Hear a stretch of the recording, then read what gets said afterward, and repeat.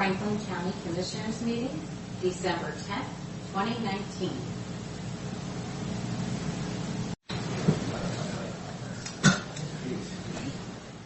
Good morning. It is 9 a.m. for a regular Tuesday morning board meeting, December 10th, and we have the full commission on.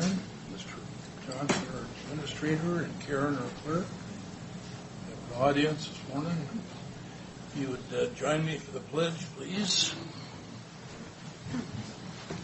I pledge allegiance to the flag of the United States of America and to the republic for which it stands, one nation, under God, indivisible, with liberty and justice for all.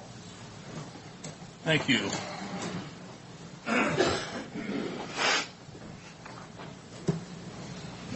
Gentlemen, coming up, our first item is to reconvene the public hearing on the county budget business. Keith, can you get us into this? Yes, good morning, Commissioners. I'm handing to each of you a spreadsheet that shows kind of where we are on our current estimates for the budget. And it's kind of down to the point where we need to be making some final decisions. We expect, based on your recommendations today, that we will bring before the board next Tuesday final budget for adoption. The spreadsheet that you have is simply just some different scenarios of kind of options that you have to consider. We have gone through in finer detail to modify some numbers for the revenues and expenditures expected for next year, those that were supported by the board during our budget hearings and those that we have met with some agencies and discussed in further detail. For example, sheriff's deputies positions, they had originally requested 4 full-time positions. We came back with a recommendation of supporting 2 of those. That was further narrowed down to maybe 2 of those for 3/4 of the year. And subsequent meeting with the sheriff and trying to look at the numbers, he has agreed that we will fund those for half of the year. Those, of course, becoming part of the 2021 baseline budget. But those are the kinds of exercises that we have gone through in whittling the numbers down as carefully as we can.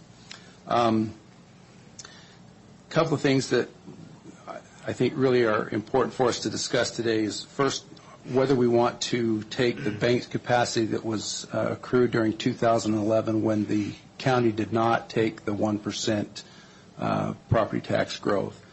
Secondly is whether you want to consider taking the 1% this year. And third, the road levy shift and the size of that road levy shift. We have initially calculated that to be at $1.7 million, which is consistent with last year. But depending on some of these other decisions, it can affect the size of that road shift going forward. My recommendation to you is to take the 1% of additional property tax under substantial need and the additional bank capacity before you take the road shift, but certainly that's a matter for the board to discuss and decide. It seems to make sense to me that we use the money that we already have or available, but again, that's ultimately a policy decision for the board to decide. Been well documented of our general concern about the road levy shift and not wanting to do that more than we have to, but clearly we also understand that the needs of government are exceeding, or the demands of government seem to exceed our revenues on a regular basis. And so with that, I want to invite the auditor's office to speak to any thing that they have to add to that general background. I think I just want to say that, the county has experienced a huge increase in criminal justice costs over the years. And it's been our understanding that the board has been prioritizing those needs for public safety. Traditionally, our criminal justice costs push about 70% of our expenditures, if you include overhead. And they just don't fund themselves, so we need help with the property taxes and sales taxes.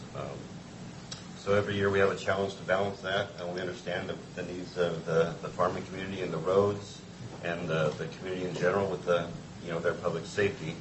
Every year it's hard to balance.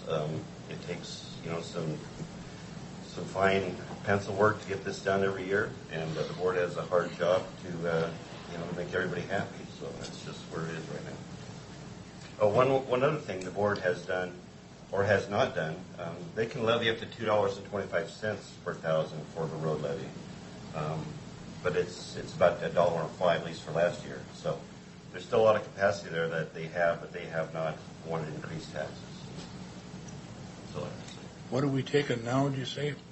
last year was about $1.05. Dollar and a nickel. Yeah, Okay. you have the capacity for $2.25. I'm not sure exactly what it was this year. I don't think it'd be much different than $1. Yeah.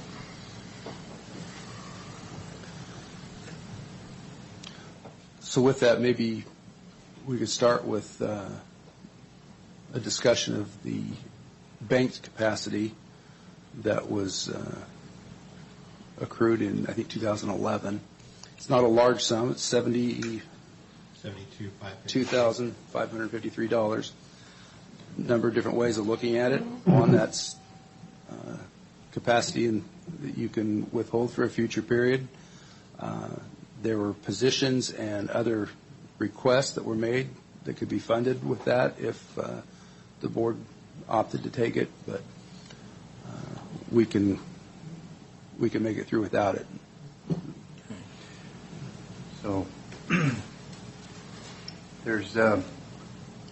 think there's really two major revenue issues. One is the road shift and how much we're taking or not taking, and the other is the 1%. I thought it might be helpful to put the 1% increase in perspective. It's the maximum we're allowed to take per year. And if you do the math, for a family of 4, and I'm just averaging this across the county population using roughly 100,000 people in the county, which is high 90s now, I think, or mid 90s. But if you average that out, if we were to take the 1% on average across the county for a family of 4, annually, that's about the cost of 1 cup of coffee at Starbucks. So let me say it again. Average that across the county. That's about the cost of 1 cup of coffee at Starbucks for a family of 4. That 1% is at or just below $1 per person. And if you use a family of 4, that's about $4. So the 1% is something we seem to get hung up on a lot because people often think it's a 1% increase in the rate. But it's actually a 1% increase in the dollar revenue. So as far as the 1% is concerned, I don't have any concerns about it. I think a cup of coffee for a family of 4 on an annual basis, realizing that we can't control the rate that costs keep going up, is not unreasonable. If you were to take both 1% this year and the one we banked in 2011, that's a cup of coffee at Starbucks for a family of 4 once every 6 months. I still think that's pretty reasonable. The road shift is where I think the discussion probably ought to be most heavily focused. Yeah, I totally agree on the 1%. Like I said, I'd always figured, we're getting close to 100,000, 95,000 people, and it's a dollar a head per year. So.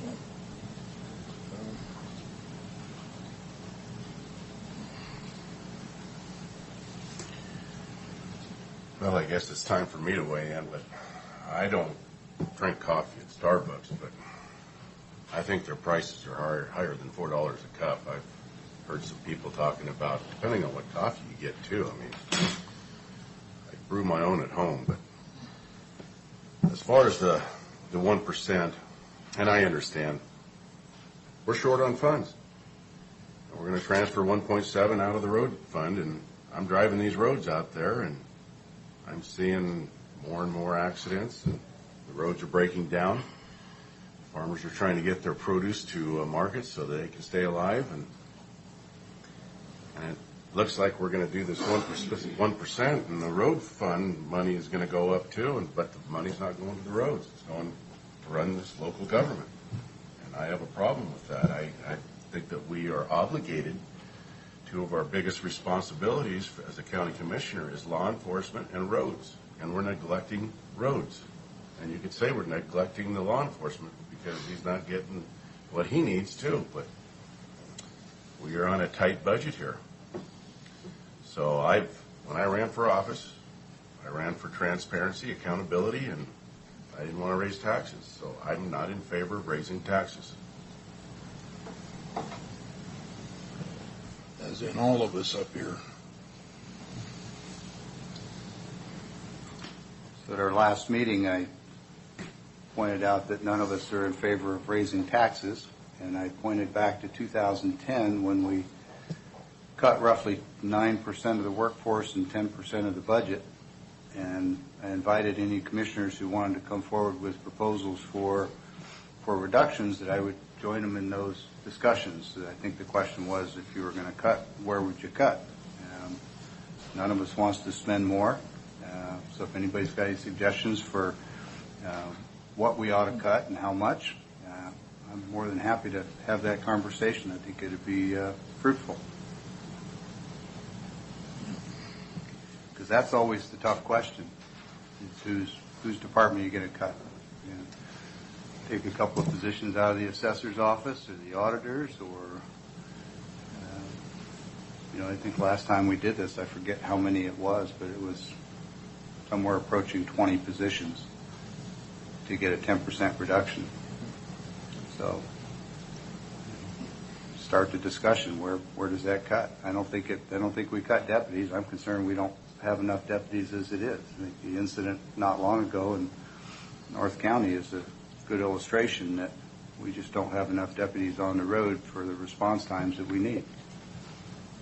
And law enforcement is the primary function of the county. So again, where do we cut? Where's the fat? Open to that conversation.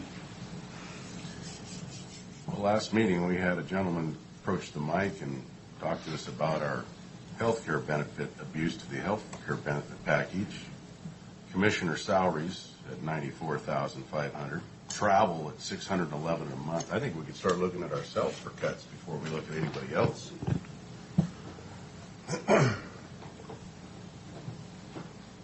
And I'm willing to cut ourselves. I ran to serve the public. I didn't run to serve myself. Okay, so you would cut what? I just gave you a list. Well, it's not lawful to eliminate the salaries, but if you reduce it to the state minimum, I estimate that's about $45,000. So you get about 180 total there. That's if we vote for reducing all commissioner salaries to the state minimum.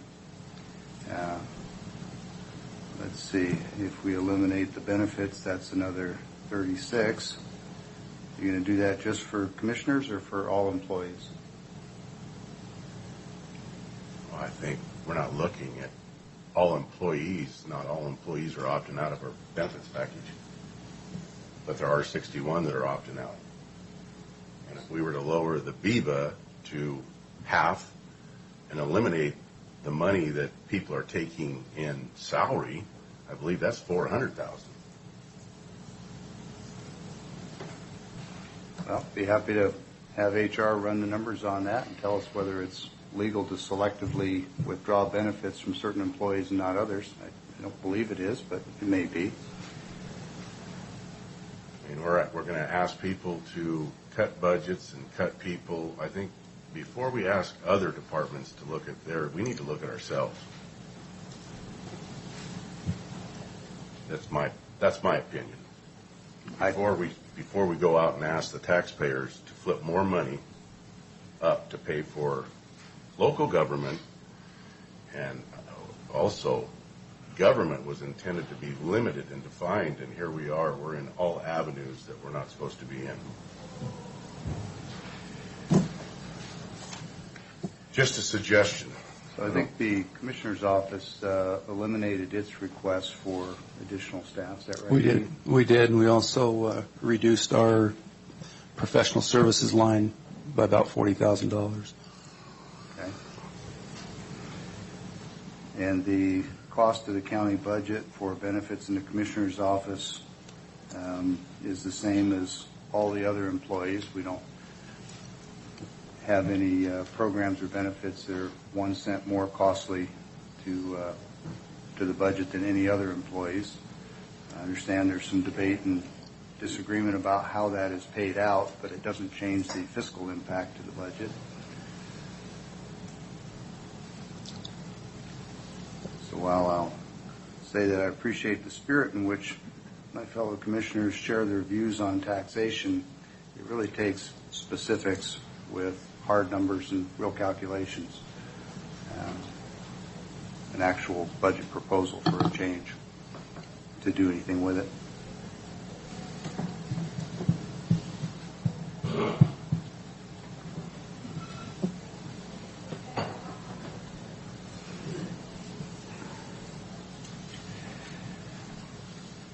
Tom, you mentioned on the road shift that we're at $1.05 and the authority per thousand is what? $2.25. $2.25.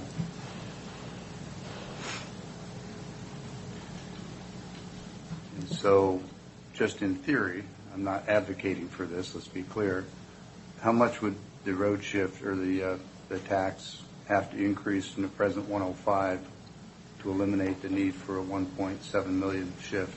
In other words, how high would they have to go to generate another 1.7?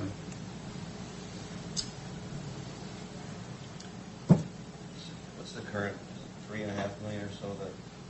It's about 3.5 million your property taxes now? The assessed value of county roads is, the taxes are 3.5, 3.6. So it'd have to be about a 48% increase.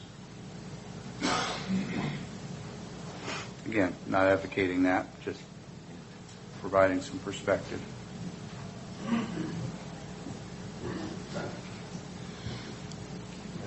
Peter? Just a point of clarification, anything like that would have to be done with a lid lift, with an election to go up to that statutory. Yeah, I appreciate it. I'm not advocating for it in the least. Clarification. Okay, thank you.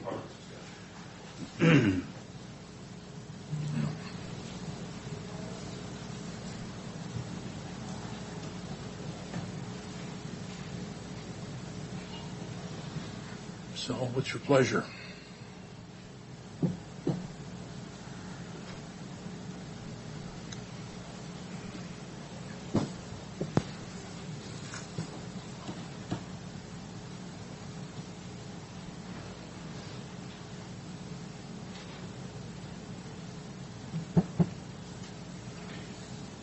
Commissioner Didier, I'd like to follow up on something I think I heard you say earlier.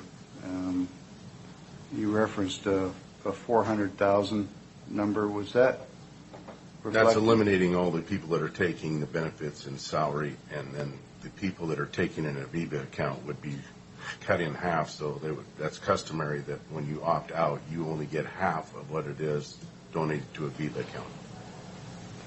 Okay. I don't know that I agree that it's customary, but let's just assume for a minute that we were to reduce VIVA irrespective of how it's taken, because the cost of the county is the same, whether it's VIVA or it's taxable income or some other mechanism, the cost is the same. You keep saying that, if I may add, you keep saying that, but if we had 100% participation in our health care package, our costs would go down.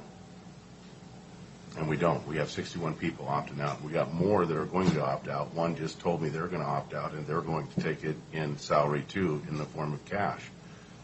We've set a precedence here in the state as maneuvering these benefits to this type of compensation, and we are setting precedents, and people are following the lead. Well, in that respect, Carly would have to weigh in here, but one person cannot opt out of VIVA. Right. It has to be a group. Right. So one person cannot. Exactly. It would be the union groups. Yep. So back to my Or comments. individuals. Yeah, the commissioners, the assessor's office, these are individuals. The auditor, No, they aren't. well, it's Elected group. we're in peers, and peers we get to opt out. The auditor, It's incorrect. No. well, then how are you No. taking it in the form of cash? What organization do I belong to that I don't realize I belong to? Franklin County elected officials, Okay, all, so why not one individual. aren't all the individuals opting out? All the electeds are. I'm not.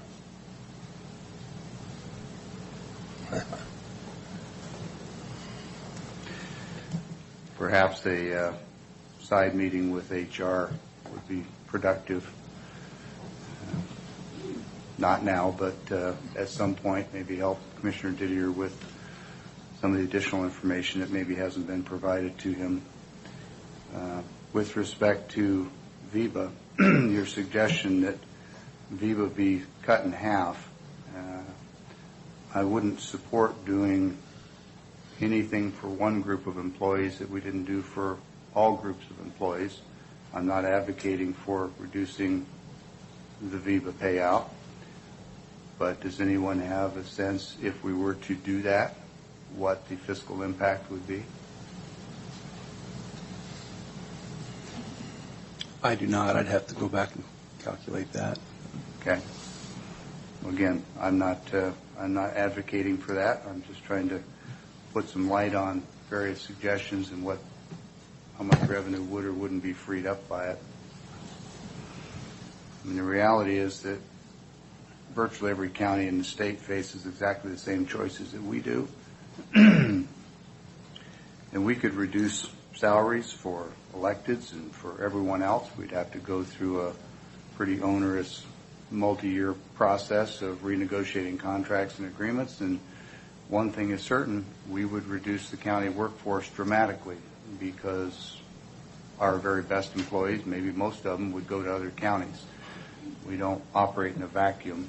We compete with other counties, and our pay and our benefit structure, which collectively are total compensation, whether a person wants to look at benefits as part of total compensation or not, is probably subjective, but most people in the real world do.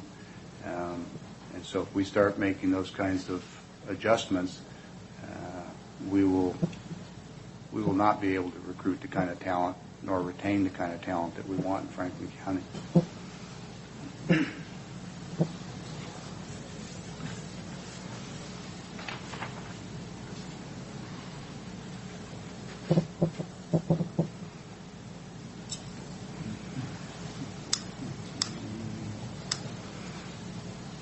Keith, have we addressed the question of if we don't shift the 1.7, what do we cut out of the budget to make it work?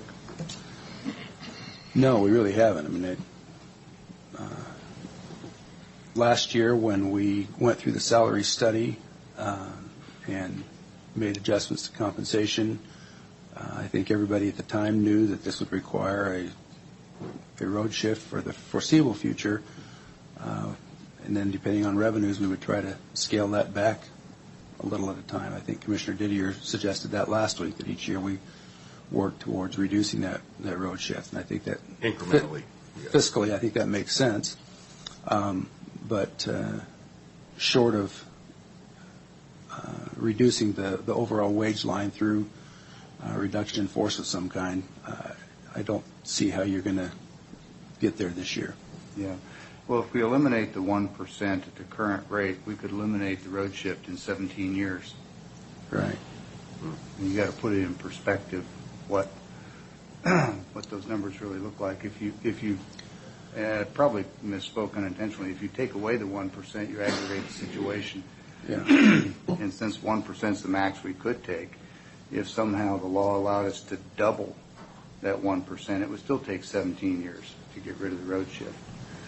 You know, so it begs the question, what other vehicle is there to provide the revenue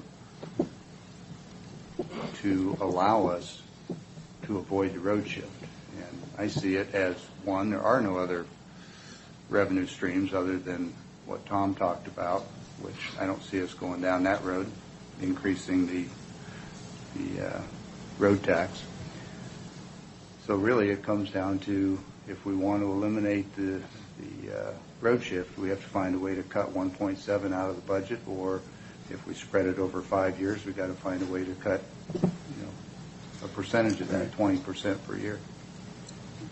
And I want to remind you what our county administrator for public roads said, that we're 15 to 20 years behind maintenance of our roads, which is telltale in itself when we're that far behind in the maintenance of the roads. And as I drive these roads and I'm seeing the problems, which are going to create more accidents, I am a concerned citizen and county commissioner with our roadway systems, that we're depleting the funds to upkeep them. Matt, do you think that Franklin County's road deficit is on average the same, better, or worse than most counties in the state? As far as road condition, Well, as far as being behind, Commissioner Didier just paraphrased you as from a previous meeting as saying that we were a decade or two behind in the maintenance of our roads. Is that a problem shared by other counties, or is that unique to Franklin?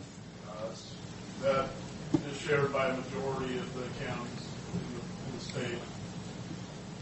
Does that make it any better? Most of the counties in the state road shift, Matt? Certainly a percentage of them do. I mean, I believe that percentage is probably somewhere around 30 to 40%. At least. Yeah. And all I can base it on is 2018. The CRAB report is out, annual report is out for 2018, and certainly those numbers of counties out of the 39 that shift are there. But whether they're doing a shift, some also do diversions, so that's a pretty high number of counties that are doing either a levy shift or they're diverting the motor vehicle fuel tax for the county road system. So if you add that in there, I would say that it's probably about 75% of the counties are doing some form of levy shift or diversion. Yeah. And both have the same effect, though, right? Correct. They pull money away from roads to fund current Bottom line expense. is the same. Correct.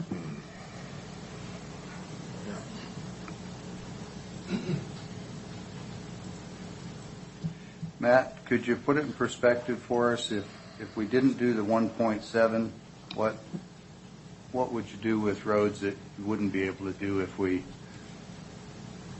take the road shift? Because that's really what it comes down to. Apparently, we don't have additional revenue streams. We don't have specific proposals for cutting jobs and current expense. So then it's, how much benefit is there on the roadside so we can weigh the two? I mean, what would you do if you had an extra 1.7? Like I said in the past, the main impact for for any shift or diversion, and this is statewide, is preservation activities. Maintenance is just that, where we're just going out and we're being more reactionary. In a lot of cases, we do have some maintenance activities that are done with intention, but for the most part, when you talk about potholes, those types of things, even blading gravel roads is somewhat reactionary depending on the traffic. But preservation is done with intent and very specified, and those are the areas that all of us are faced, all 39 counties are faced with, is really the attention to the preservation activities. And the reason why those are typically the ones that get cut is those are the highest cost items when you're talking about materials and equipment and all that. And as the board knows, we've made quite a few cuts in our department. Our department is smaller than it's ever been, the county road department specifically, and we have just enough people to provide just the normal maintenance, which we can and will do based on whatever decisions the board makes with the budget. But certainly we will be reducing our preservation activities and being hyper-focused on our major and minor collectors. So that means some of our paved roads that are what are considered local access roads may not get the attention, and that's where we hear a lot of counties with them actually returning paved roads back to gravel. Those are typically their local access roads that have been paved. We're not there yet, but based on the current trajectory of funding for transportation statewide and nationwide, that's a real possibility for Franklin County in the future, is really having to look at turning local access roads that are hard surface back to gravel. So, And Matt, on your maintenance side of it, I've made the road department aware of 2 areas on Glade Road, which is one of our main thoroughways, just south of Sagemore. yeah. And at the dip at Callaway's there, just a little bit further than Dogwood, there are 2 areas of blacktop that are, everybody now knows those areas, and they swerve off to the fog line or they swerve over into the other lane to get around those areas. Those have not been maintained yet. Yeah, and those are going to require a little bit more than just standard maintenance. Exactly. We can go out there and put hot mix down, cold mix, whatever, to try to level it It'll out. be right back. But those would be just temporary fixes, so. That's right. Certainly we can do that. We keep an eye on everything. Everything we're doing right now, and we've maintained that, is doing everything we can to ensure for public safety. But it does require us to prioritize based on. If you hit that one going north, I think it'll actually knock your front end out of alignment, because I have hit it purposely. It is bad. Okay. Thank you. Yep.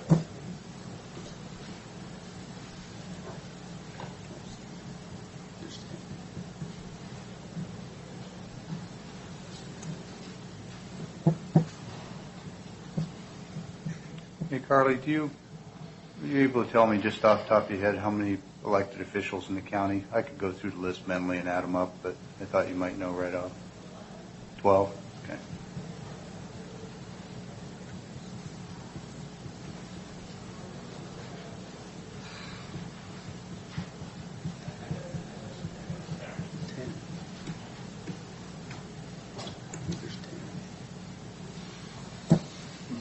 I think it's only 10.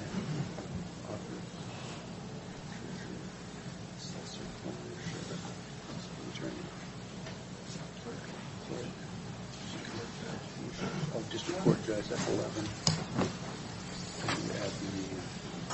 Mr. Chairman, if I could, I did run some numbers, and this might be helpful. And I'm just looking at statewide from even if the Franklin County wanted to be status quo with the rest of the counties in the state, we would still be looking at a shift or diversion of almost $1 million anyways. And that's just using kind of statewide averages for diversions of motor vehicle fuel tax as well as levy shift. So as I just run the averages, the percent that is occurring across all 39 counties for levy shift and diversions, it's still $1 million. So we're not way off target there from what we're seeing statewide. But I do want to add, this is based on 2018 numbers. As anybody who deals with County Road Administration Board knows, that those reports they come in, of course, after everybody submits their financials. Yeah. So they're compiling that data, and we'll be seeing the 2019. But I imagine that this number may be actually higher for 2019. So, I just think it's fair. I'm not advocating one way or the other. I have data, and I just feel it's important to share that all counties are struggling with the same issues. So Yeah.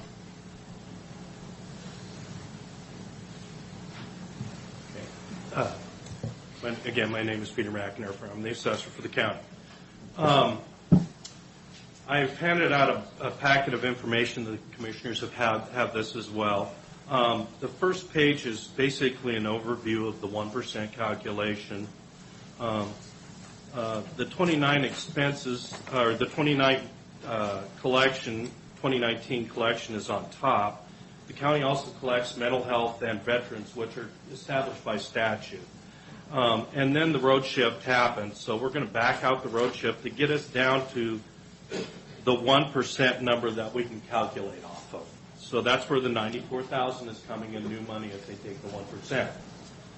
Then every year we get new construction value that's added. We get that as an additional amount of new money that comes in. That is the value that's added in new construction times last year's levy rate, plus also there are centrally assessed properties like airlines and railroads.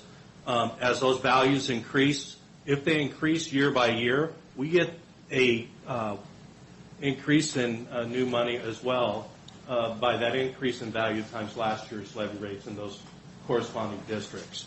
So there's where the new money is coming from. So every district goes through this process just like this board is, gives us a budget. We certify it. We know the value in that budget. That determines the levy rate. We do all that work to determine everybody's levy rate. Then in the case of the road shift, if we go to the second page, all the levy rates have then been set.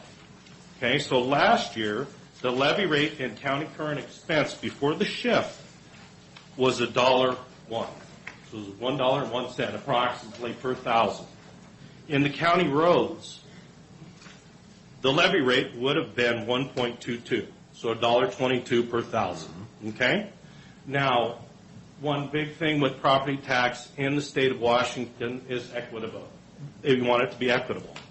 So you can't tax somebody in one area and distribute those funds into another. That's why the shift happens after the levy process. It not only shifts the budget amount from the road department to county current expense, it shifts the levy rate as well. So last year, in the area that the county roads fund, their levy rate went down to $1.63.9, or 64 cents approximately, down from $1.22. But as there's much more value in the county current expense, there's more to spread that 1.7 over. The impact of the levy there was 18 cents.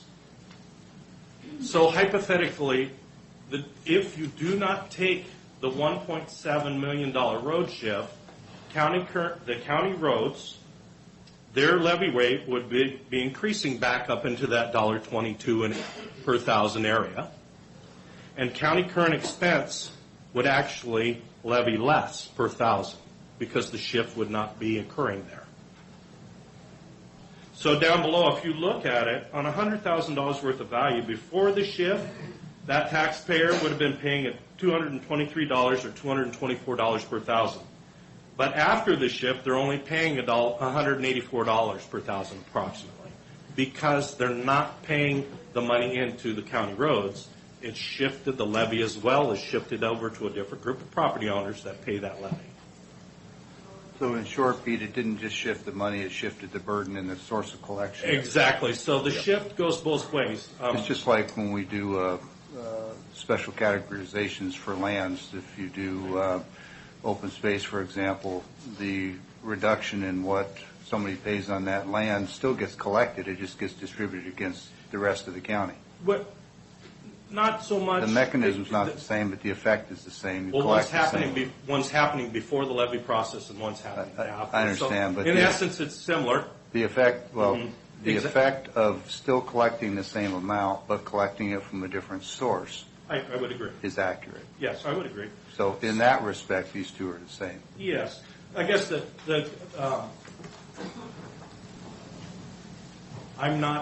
I'm just sharing information that if we want to fund the roads, which I'm not saying I'm for or against, property owners also have to realize that that's going to be a consequences of the lessening of the shift or changing of the shift. The commissioners they tell us, the assessor's office, what to shift. And then that impacts the levy rate. So, and then the rest of the pages here are just for your information. It's overall tax collection by percentages, what they are in the different districts. So you can look at where the percentages of your property taxes are going. Now, this is a whole. So, I mean, if this is the whole collection. So if you live in North Franklin County, that's kind of what the bonds M&O for Franklin school districts would be for the whole county collection. Okay, not of your property tax bill. All right? So, and then the last just kind of gives you a breakdown of property type. You know, who's paying the tax? The residential amount of value and the amount of taxes collected by the different property types and kind of a property type breakdown. So you can, take a look at it. If you have any questions, I just want to provide just a little clarity in the process, and I'll do whatever you would like me to do as far as the road shift is concerned. And I abstain from voting on that. Thank you.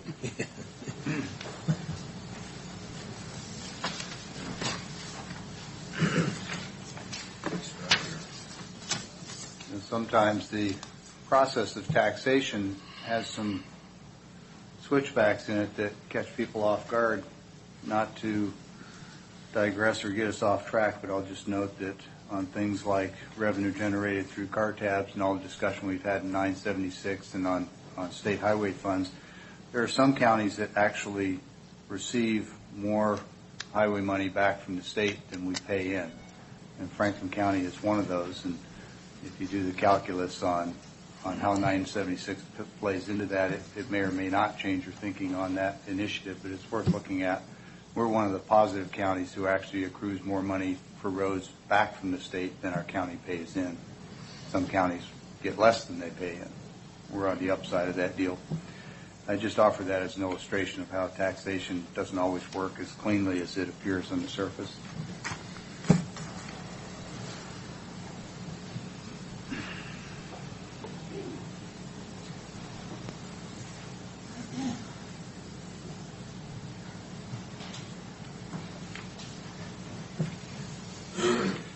Certainly happy to answer any more questions. We do have 2 resolutions and a letter to the assessor for your consideration. The 2 resolutions deal with accepting the 1% increase for next year that authorizes the assessor to put that into place.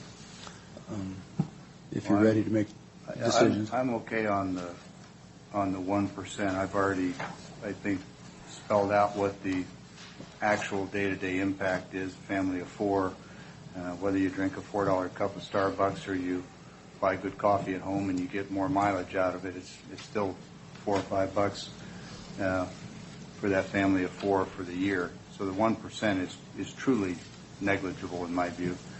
The real issue is the 1.7 road shift, and as we've just heard from our assessor, if we take the road shift, then our roads suffer and our current expense survives. If we don't take the road shift, then we need to find $1.7 million in cuts in current expense, and taxes for those paying road taxes go up to cover that $1.7 million. And Pete just told us what those numbers were. But if we thought about incrementally, we wouldn't be talking about 1.7. We'd So be talking about a portion. Excuse me if I could finish. The difference would be the 183 versus the 223. So those taxes would go up.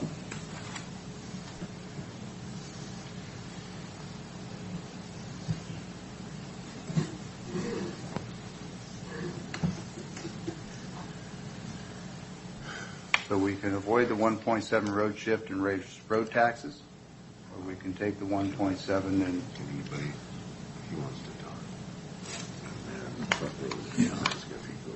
Yeah, we haven't opened the public hearing yet. So I think we'll do that at this time. Reconvene the public hearing, and do you have anybody that'd like to address the board? Wanda Hatch, Franklin County. Do you need my street address? I can't remember. No. Okay. Thank you. So at the end of the year, in December, we hear everything. The county kind of wraps up all the fiscal information. And I sat here and I heard how with the track, we make sure that it doesn't make any money. And so all that money is spent on supplies or whatever. And I keep asking myself, why don't we sell the track? Why do we own the track? That is prime commercial ground that could generate a lot of tax dollars, a lot of property tax dollars. I look at this fiscal assessment on percentages, and I see agriculture is charged 25%, where commercial is 21%. No, that's percentage of value. Okay, whatever. It's more for ag than it is for commercial. So I'm just wondering, you know, I want you all to know that I voted for every one of you. You're my commissioner. And I voted for you long before I got involved and understood what was going on because I knew you were Republicans. And I knew that you guys would be my sentinel against this liberal state. And yet all I hear, I got this, full of taxes, full of new taxes, ghost bills. Do you know that they pass bills in the state that are title only, and then they stick in the regulations later? Finally, we're getting a vote on USMCA. Finally. You know how many farmers went bust this last year that could have been saved? The small family farmer. I want you to know, I know Clint's a farmer, but I know the rest of you aren't. Many in this room aren't. But it used to be that you would have one bad year. You would have one bad year, and you would have 9 good years to help make that up. Now you're lucky if you get 1 good year in 10 years. And it's because of things like Dodd-Frank and regulations that are coming from the liberal side. So we expect that you somehow make it work. I don't think we need to be laying off people and getting rid of our deputies in our sheriff's department. I think they do a wonderful job, and I appreciate our law enforcement. I appreciate those that run for office. But when you run for office, we don't see you as employees. We see you as public servants. And we're asking that you act like a public servant and not as an employee. You're not a government employee. You ran. No one forced you to run. And no one forced you to run as a Republican. So if you're going to run as a Republican, act like a Republican. Let's sell the track and make some money off of that. You would get that big generation by selling it. I mean, I don't know how much is left owing on it, but you would get some money. I should think that it's increased in value. But you would also be able to then collect the property taxes. Now, the other issue I have is that there was a sale. Paul Miller is a good man, sold his land to another nation. That was prime Port of Pasco tax land. And it was sold without a whisper, without a complaint.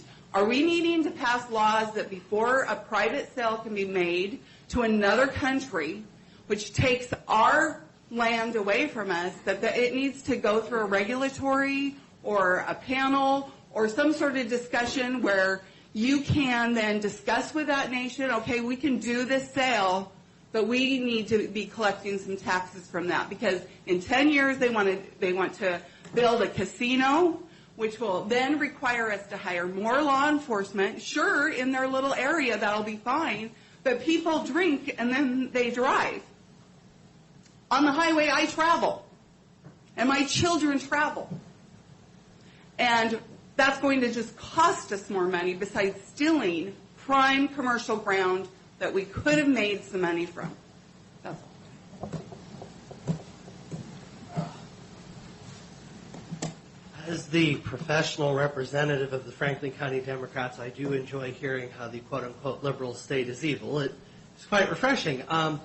It seems like you folks have a very difficult decision to make, and I can't imagine what it must be like to be you, especially knowing that you will have to render whatever decision you make is going to go to voters, especially if some of you are running for re-election. So I'd like to start by saying that I appreciate what you're doing. I understand all 3 of you are operating off of your principles. That is something we should commend in our public servants. The second thing I would say is I think even though to a low-income family that $4 actually does add up, I think at the same time we are in a situation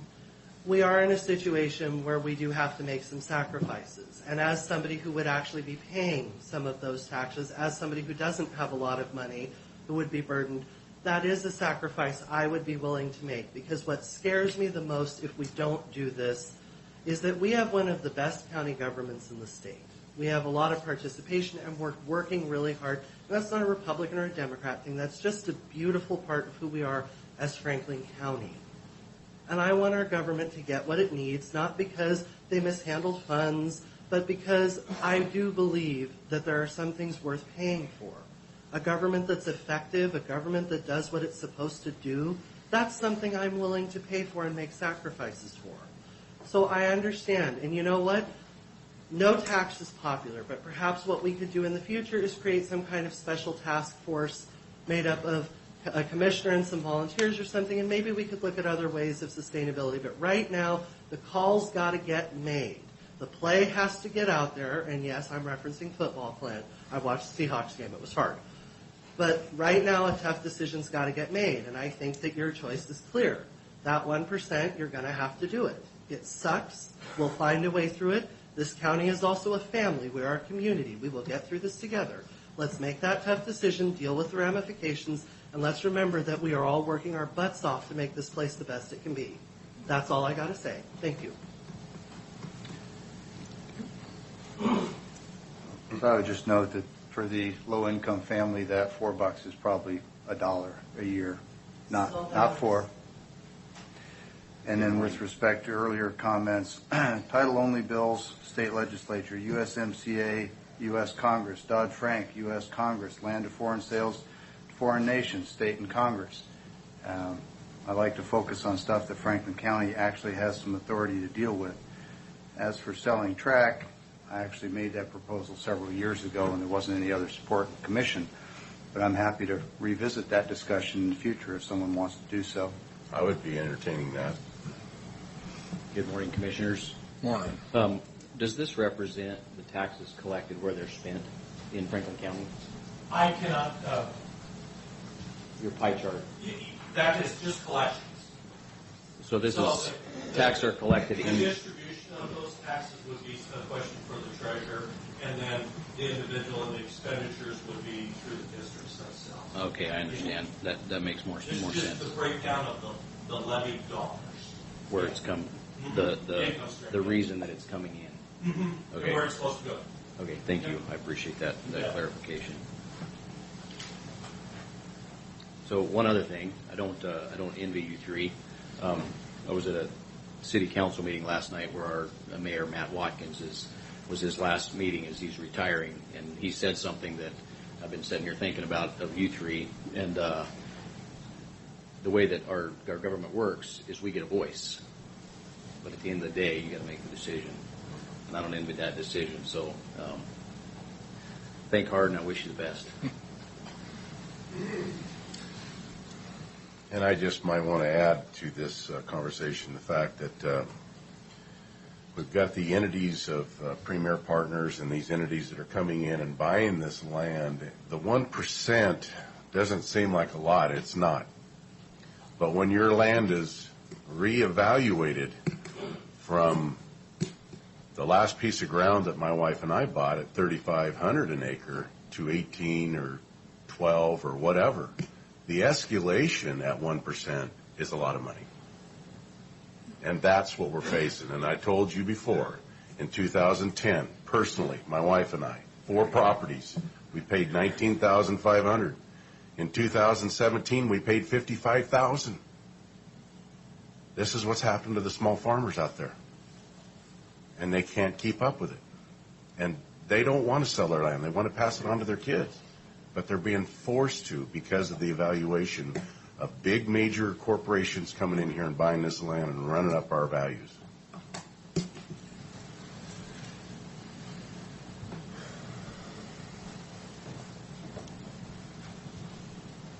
So, again, Peter McInder for Franklin County Assessor.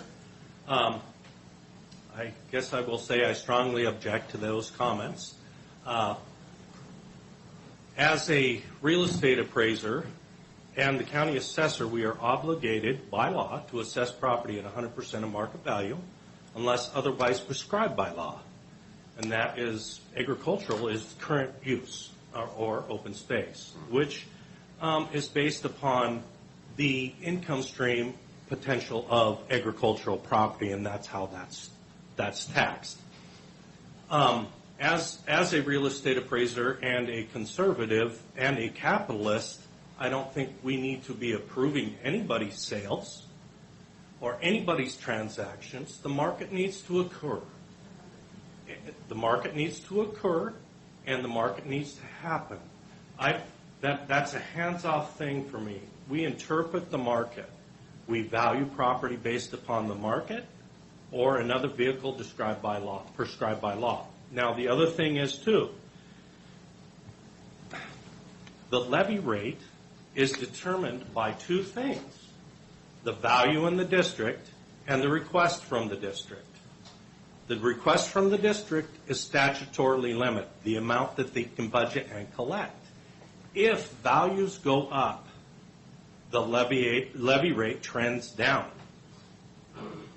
So I've heard comments over the past few weeks about doubling in taxes. I have information if you'd like to look at the historical tax rates. We're here, we're open, we're available to discuss those things, but frankly, it's not, some of the things that have been said are not accurate.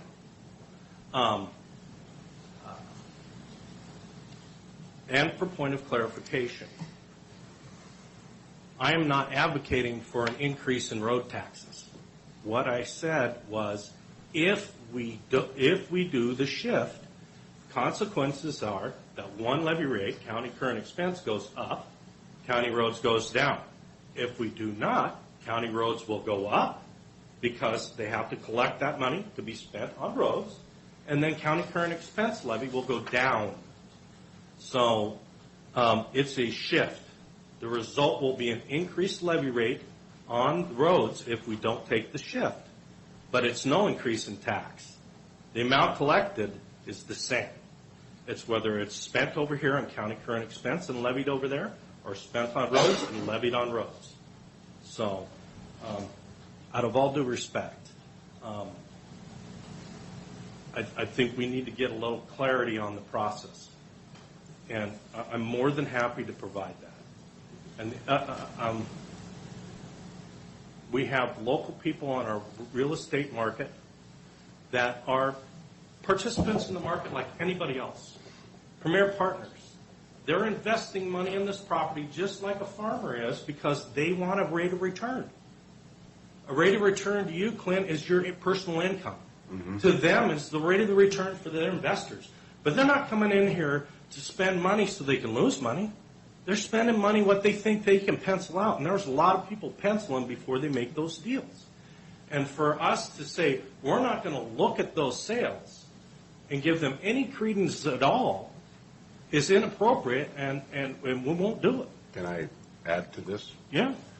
I would love to see our legislature, which is out of the question, look at what California has done. Proposition 13 and the Williamson Act. That means if they come in here and they want to pay $18,000 an acre, we tax them at $18,000 an acre, and you leave us people that want to farm alone. It's against, that would not be equitable. You would have people paying different rates. Yeah. Different values. That's right. That's inappropriate. No, I mean, it's against not. the Constitution of the state of Washington.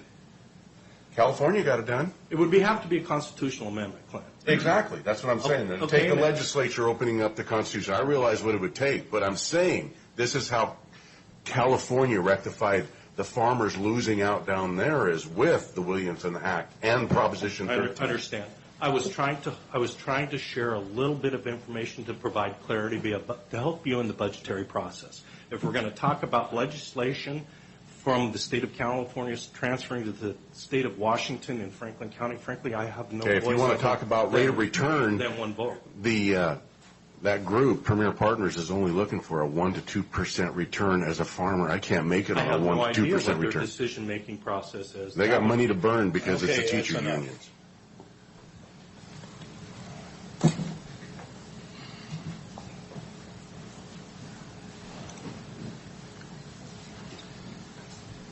I'd like to speak again. The reason why I brought up the USMCA and NAFTA and other things is because you, again, work for us, and I'm trying to help you understand the people that voted you in.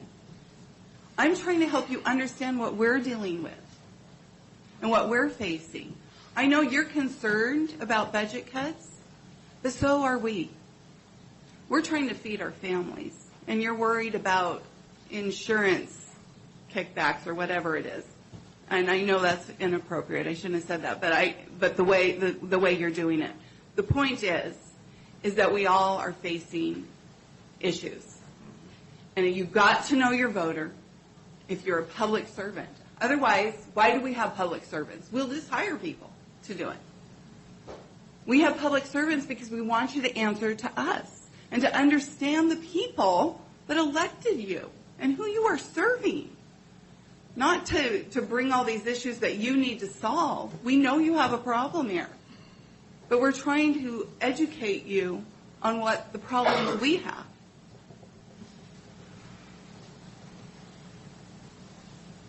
Anything further?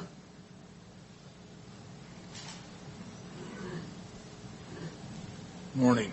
Good morning, gentlemen. My name is Ken Premise, and as a fiscal conservative, I'm really enjoying the conversation this morning. I wish I wasn't stepping up here to change the subject. I apologize for that. Here to discuss the letter of consent in regards to Executive Order 13888. That will be before you later this morning. I represent World Relief, the director of the Refugee Resettlement Organization. I just want to get a few points before you consider this going forward this morning. I want to thank Mr. Johnson and Commissioner Didier for showing up to our meeting yesterday. Excuse me, sir. I apologize for the interruption. Mr. Chairman, are we still in a hearing, Kerry? Unfortunately, we're still in budget hearing. Right. So I'd love to hear your comments, and hope that your schedule allows you to stay till we get to that. Because it is my job to be here. Yes, sir. Great. Thank you. I just wanted us to stay on topic since it's a hearing, not an open public. Yeah. Anybody else like to speak on the public hearing? Anybody else? Well, we'll close the public hearing then. At this point, I don't expect any further.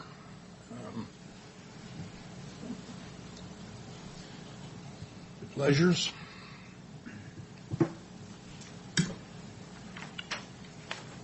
Keith, maybe it'd be appropriate time based on all that we've heard to sort of summarize the options so everybody is clear on it. Yeah. We've got the 1%, we've got the carry forward 1%, we've got the road shift, and then some of the key points that have circulated around that, what the effect of approving road shift would be versus not approving it.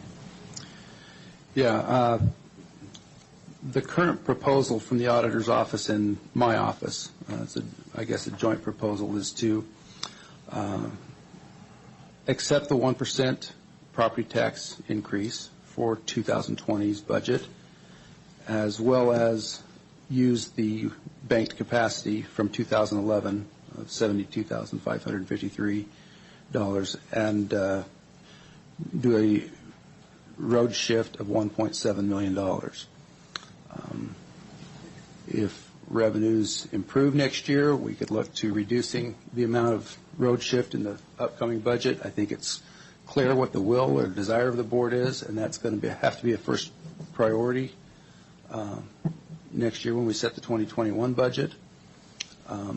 Looking out, I'm not an economist, but it is an election year. I expect that national politics will have a role in the economy next year, and we probably won't see a significant change until the 2021 budget anyway.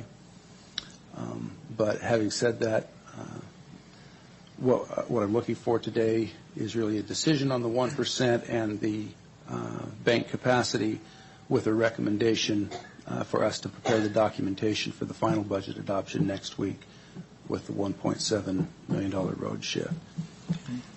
Let me just test clarity on that for a minute. And Pete, please weigh in if I get any of this wrong. Anybody weigh in if I get it wrong. With respect to the road shift, if we change from your proposal is that we take the 1.7 million road shift.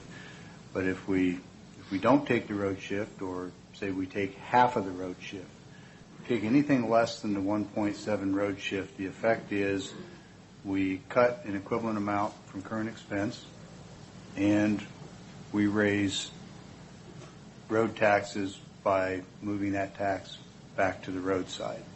So road taxes go up, current expense side gets cut, which how we cut that is a whole nother discussion. Correct. So that's really the choice. Cut current expense and raise road taxes, or approve the road shift. Okay. The only way I would see cutting current expense is personnel. To make any significant impact, it would. There are obviously some ways that we could still whittle around the edges. But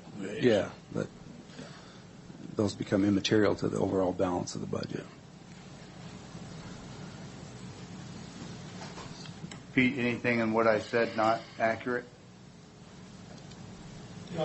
This is the calculation that was given to everybody is an example of what happened in the shift last year. So if the shift is $1 million, the impact will be less to those levy rates, but yes, they will shift back and forth accordingly. Yeah, by whatever amount of budget shifted correspondingly. Okay. And that's the other thing is too, these levy rates are last year's levy rates, so we won't have the new levy rates until we're done with the whole levy process. Okay. We have a couple of resolutions in front of us. Yeah, Mr. Chairman, I'd like to see us as the board get to some level of consensus before we start moving resolutions. My view at this point is that the effect of the 1%, while no increase is desirable in raw dollars, it's pretty minimal. I think if you're a low-income family, it's probably $1 a year, and if you're a higher income, it might be $10 a year. And no one likes to see taxes go up, but I don't know anything else in our economy that is going down in price. So it should be no surprise that the cost of running a government is going up as well. So that's with respect to the 1%. I'm supportive of that. On the road shift, everybody in the county benefits from quality roads, just like everybody in the county benefits from the services provided through current expense. It really is not two separate factions of the North County ag farm community and the city dwellers. That's a misrepresentation, and it's never stated obliquely or specifically. But there's always sort of this inference that it's we and them, and it's not. We all benefit from good schools. We all benefit from good roads. We all benefit from good government. So with respect to the road shift, if there's a proposal that any of my fellow commissioners want to bring that changes that road shift from the 1.7, whether it's to get rid of it completely or to do a lesser amount, I'm more than happy to hear that with an open mind, recognizing that it's been made clear to us that the effect is that road taxes go up by a commensurate amount to keep that money in the roadside, and cuts on the current expense side are necessary to balance that. I'm not taking a position for or against. I'm stating I'm open-minded on that subject, and if there's a proposal other than the one that the county commissioner or county administrator, defamed your character there, sorry. But if there's another option that somebody wishes to propose, I'm happy to hear it with an open mind.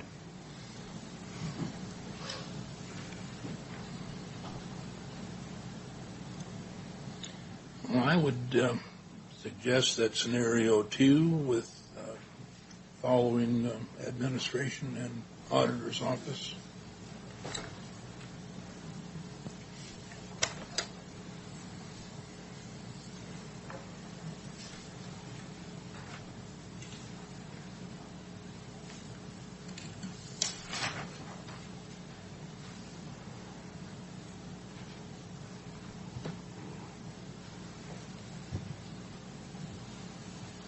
Keith, you want to summarize scenario 2 on here so that everybody's on the same page? Yeah, I think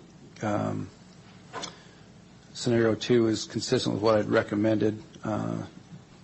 Mathematically, that would result in a surplus of $72,000, which is the amount of the banked capacity.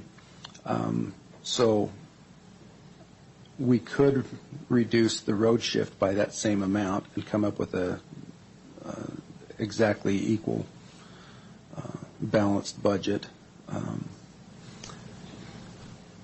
My recommendation would be to put that into fund balance and have it available to reduce the road shift next year. But if the will of the board is to act on that now, then we could reduce the 1.7 to 1,650 roughly. I mean, it's a token, but it would be a reduction from 2019.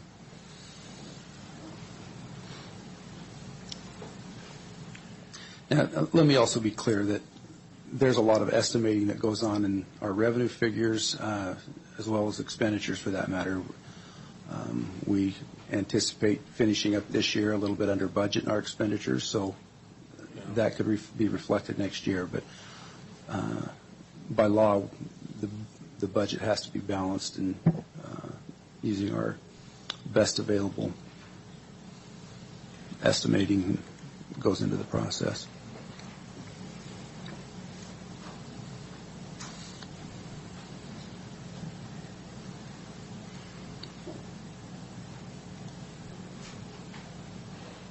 We just think it makes more sense to take the 1% of the bank capacity before you do the road shift. But if so, like that's the reason scenario 2 is our preferred option. Yeah.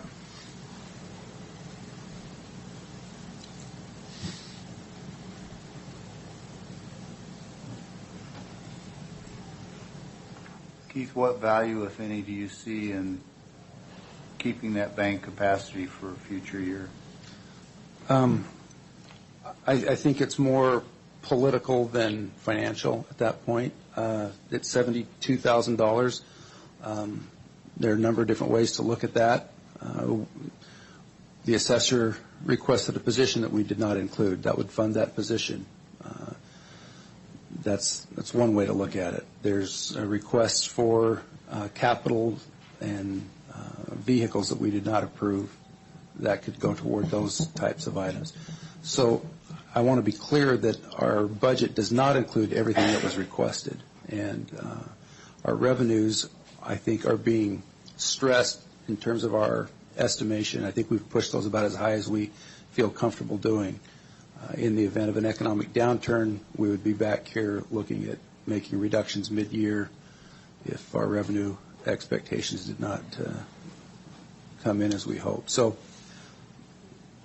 there are concerns that I have going forward, but based on what we know today, we think that's a viable financial plan for the county going forward.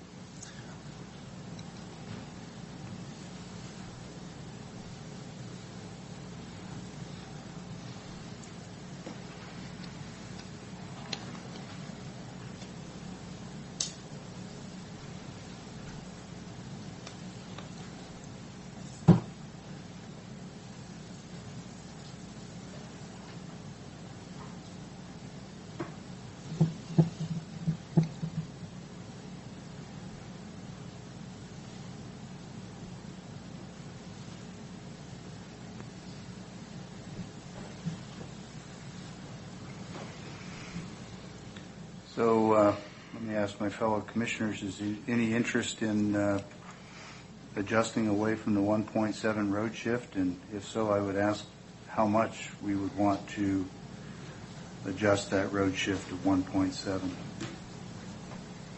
Well, if you talked about 4 years incrementally, divided by 4. Because I eventually want this road shift money to cease, and we've got to get our roads up to snuff, or else we're not going to be able to get our products to market. And the one thing that has went down in the previous conversation is commodity prices. Our commodity prices have went down.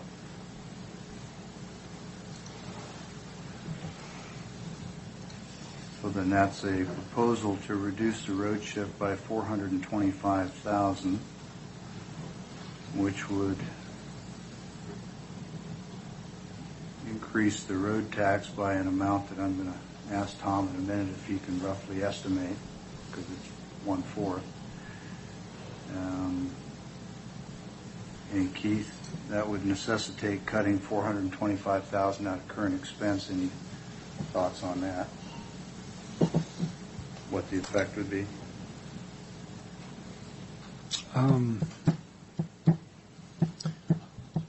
I don't see it possible to fund government without cutting some positions at that level. That would have to be the only source of cutting. We could reduce some of the other asks for 2020, but at the end of the day, we're going to have to eliminate probably 2 to 3 positions to come up with that.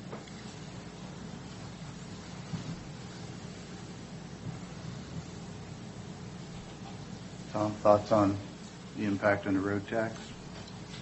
Well, in your example, it's about 106,250. But that's what was discussed, isn't it? You throw it over here, but you take it out over here. Essentially, people are going to pay the same amount, regardless of what we do. Yeah. Hey, Pete, can you shed a little light so that I'm sure that everybody has the same understanding? The effect on... Well, I think that the shift is about 20 cents to current expense based upon last year's numbers. So if you took a quarter of that, the county current expense would go down about a nickel. And if you went the other ones, the county growth would go up about 15 cents. I'm just basing it, it went down about 60 cents. So I would say it'd be about a quarter percentage of the difference in the levy rates. Okay. What would you make an estimation? Sure. And Keith, from your comments, we'd be cutting an unknown, but 2 or 3 positions a year, every year for the next 4 years. Right. I don't know how you can get 2 or 3 positions to cover 4.5. Well, that would presume that we could make cuts. That would presume we could make cuts elsewhere in the budget other than in personnel. I guess I would have expected that's been done already. It has. You'd be asking departments to go without training, without basic office supplies, without And so the positions that would most likely be at risk would be new positions, not existing positions, meaning... For 2020, yes, the two deputy positions would probably have to be first on the block. Just as a note, if the intent was to do the 1% bank capacity as well, it'd be more along the lines of 350,000 would be the deficit, rather than 425. How do you reduce it 100,000 when the second 1% is 72,000? The gap, if you were reducing a quarter of the road shift, that's 425,000. Right. And you said it'd be more on the order of 325 if we didn't take the second. 350. 350. Okay. Sorry, I misheard you maybe. I made this vote.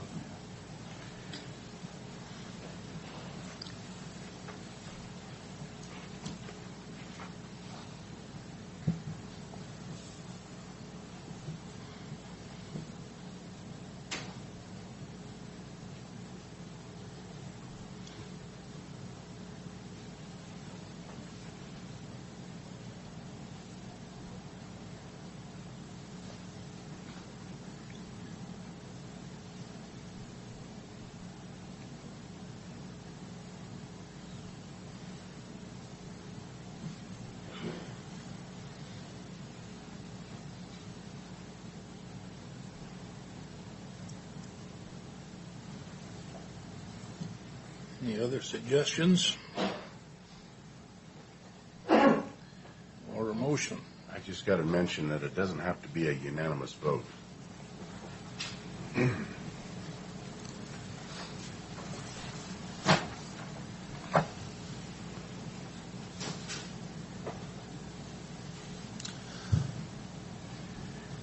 Well, I think after a decade of doing this, I'm pretty clear on that, Commissioner Didier. Okay. I just wanted to make sure that all 3 commissioners had a completely full and open discussion and every opportunity to express what their preferences were so that we don't walk out of here and find out that there was a preference that didn't get aired and got overlooked. And since I'm not hearing any other, it sounds like everybody's had their say. I would ask if you're inclined to share, based on the last remarks, the effect of the road shift, cutting positions in the county and shifting tax back to the roadside. And would you prefer that over the proposal from the county administrator? I would be more inclined to look at ourselves first, as I spoke earlier of.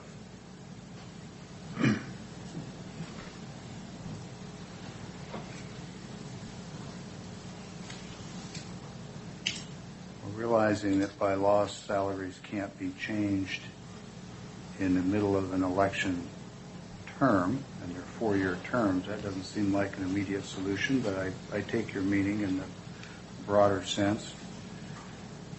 Mr. Chairman, we've got a few ordinances and resolutions before us, and I'm looking them over here to make sure that I've got the right sequence to them.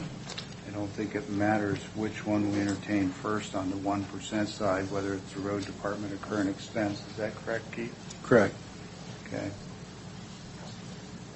Because effectively, once one is done, the other is.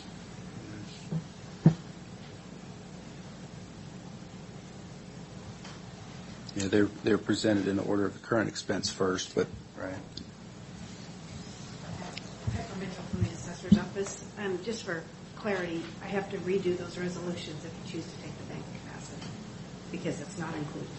It's just talking 1%. I need to increase that to be the actual percentage if you take the bank with it. Yeah. And they could be signed next week. Yeah, Resolution 363 is the 1% on the road department, and 362 is the 1% of current expense, but there isn't one for the banked capacity. And they will be on one, so if you choose to take both, I'll redo the resolutions for next week's meeting. so there's not a separate resolution for the bank capacity. It's just included in the 1% calculation. Right. So that amount will change to like 1.7.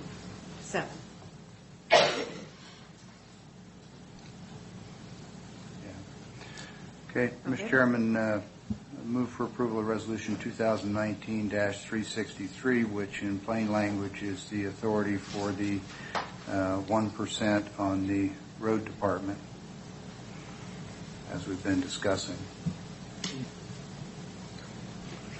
A second? A second? All in favor? Aye. Aye. Opposed? Nay.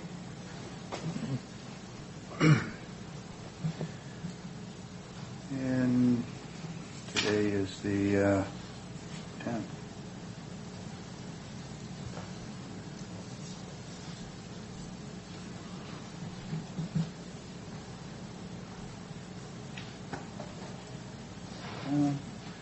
Mr. Chairman, move for approval of Resolution 2019-362 as amended as follows,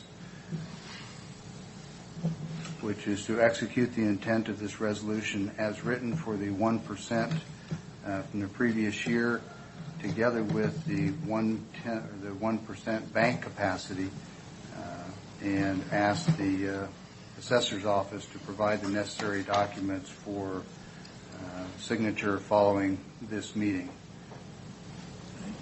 That's the end of the motion. Once there's a second, I'd like to speak to the motion. Second. I'll second. Okay. I want to be sure that everybody has the same understanding of the motion that I just made in case I wasn't clear, and that is that it allows us to take the 1% for this year and the bank capacity 1% that we've been banking since 2011, and that the resolution document that we have before us accomplishes one of those things. It takes the first 1/10, but it doesn't accomplish the banked 1%. And so I'm asking that the assessor's office just update this document after the meeting and that we sign it. That saves us a week in the process. So hopefully that's clear. The intent is read into the record, so there shouldn't be any question. And that's all. All in favor? Aye. Aye. Opposed? Mr. Chairman, I do have a question. To muddy the waters further, the first resolution that you adopted did not include the same amending language for the road department to take their bank levy capacity of $30,000. Was that, if that was your intent, then I'm okay with that. But that was the intent. Okay.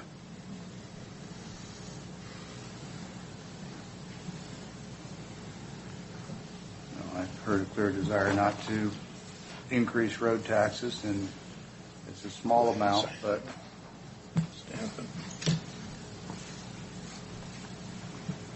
if the board wishes to reconsider that, certainly we could do a bank capacity resolution next week as well. I know what budgets are in the road department. 30,000 isn't going to change anything. Right.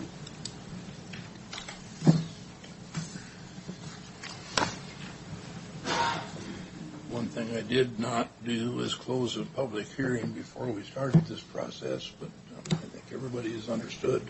I thought you did. You did. I thought you did. Did I? Yeah, Okay. you did. Caught myself. That's right, I did remember that. Mr. Chairman, if I may, I'm looking under the 9 o'clock hour, and the next item of business is the Veterans Assistance Property Tax Levy. My understanding, my knowledge is that this is mandated under state law and that we're taking the minimum, so there really is no discussion in my mind. We either approve this or we violate state law, so I'm prepared to proceed anytime you are. Yeah, let's carry forward. It is, like I say, it's an RCW required. We're taking the minimum.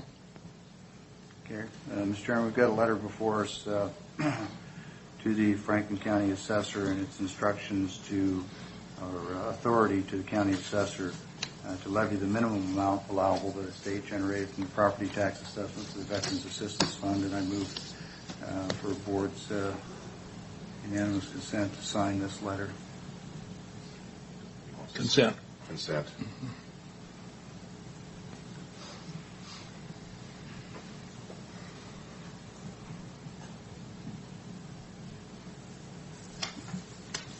Okay, and then we'll have paperwork next week to finalize the budget. Excuse me. I think public comment is next, Mr. Chairman, is that right? Yes, it is. It's our first item on the agenda for public comment. Jeffrey? I just wanted to come up real fast and commend you on the very difficult decision you have just made and for the conversation surrounding that. Thank you very much. And I'm going to go sit down now. I just had to say something nice. Yeah. Anybody else? Now it's time. Sorry about the earlier interruption. Thank you, gentlemen. I'm Ken Premise, Director of Road Relief here in Tri-Cities, discussing an item, letter of consent, as requested or required by Executive Order 13888. That's a letter of consent allowing, Franklin County allowing us to continue settling refugees here in the county. Just a quick couple of facts, and if you have questions, I can certainly address those later. World Relief has been doing this for the last 30 years here. We've brought over 3,500 refugees into Benton and Franklin County. The vast majority of the folks we settle land in Kennewick. We've averaged about 15 refugees a year that actually come to Franklin County. We anticipate 18 such refugee resettlements in the county this year. The only folks that do resettle in Franklin County are those that are coming to this country to reunite with family members. Any of the housing that we provide for folks, we have contracts with a couple of apartment complexes in Kennewick. And so the majority of the folks we bring into the country are resettled there. But if they have family members residing in Pasco or in Franklin County, and those family members have housing so that they can accommodate the new arrivals, then they may choose to resettle. And that's all this letter of consent is asking, is that you allow us to continue to do that. I go into more detail. It's already been a lengthy morning for you, so we'll leave it at that. But please feel free to ask me any questions if you have. Okay, thank you. Anybody else? I'm Mary Lowe, a long-term Franklin County resident since 1958 when my parents came up and developed a farm out near Clinton. I've been working with I'm also a graduate of Connell High School. I've been working with World Relief for 3 years, and my primary duty has been to train the newly arrived refugees on using the public transportation to help make them independent as they go to work and go to their appointments and school or whatever they need transportation for. Part of another aspect of what I do is I have become a volunteer mentor for a couple of families. And I just wanted to say that these families have been here, one for 3 years and one for 1 year. All 4 of the adults are full-time, working full-time. They are wonderful people. They have their kids going to school. The one larger family, they all go to church up in Kennewick. And they're a joy to know. And this has given me, working with these people, a different perspective on the wonderfulness of living in the United States of America and being born here. We are so privileged. And what I would like to ask is that you respond positively to this letter of consent or whatever it's called, just to show that Franklin County welcomes people who come. They give up their homes. They give up their families. My friend that's from Africa hasn't seen her mother since she was 19 years old, and she probably will never see her mother again. And they give up a tremendous amount and come here and then make a life for their children, and it's a great benefit to us. And I just hope that you can respond positively to that letter. Thank you. Thank you.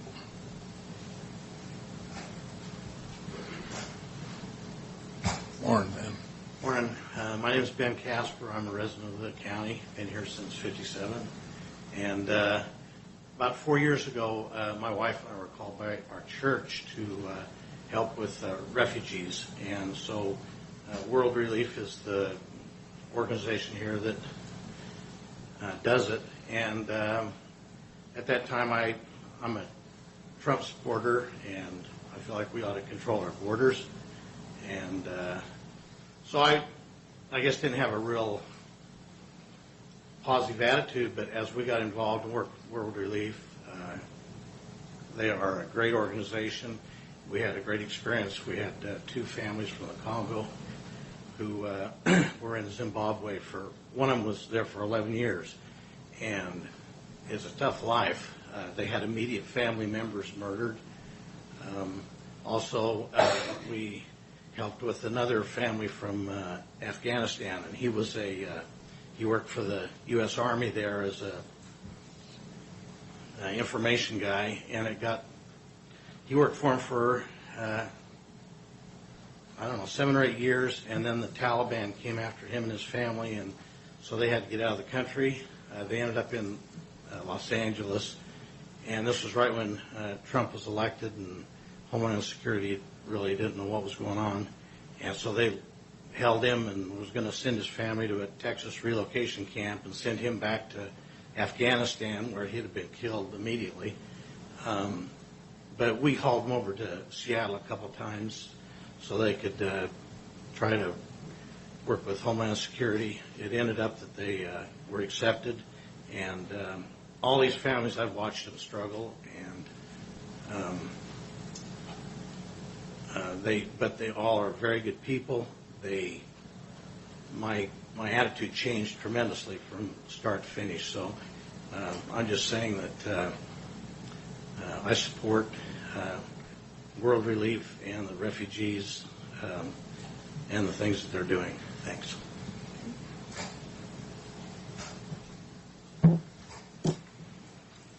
Anybody else? Seeing none, do we have some bills to pay this morning?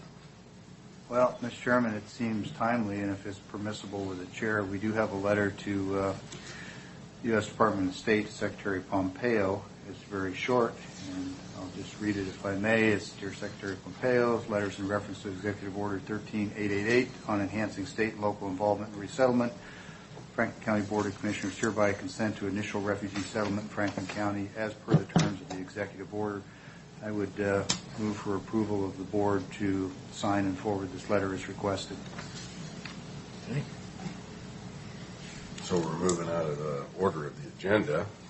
I will say that, first of all, that I applaud World Relief for what your efforts in doing what you're doing, but we just went through our budget, and you can see how stressed we are for funds. And reading through the paperwork here, that it says that that you take care of these individuals for the first 30 days and possibly 90 days if it needs to be. So then it's up to the individual to find their own way.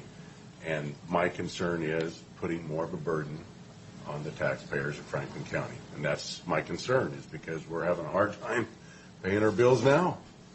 And I know as a Franklin County resident, I really appreciate what you're doing. And I think that it's moving, it's uplifting. But we do got to really look at our own constituents and how many of them are having a hard time making. And that's my concern. And absolutely legitimate one.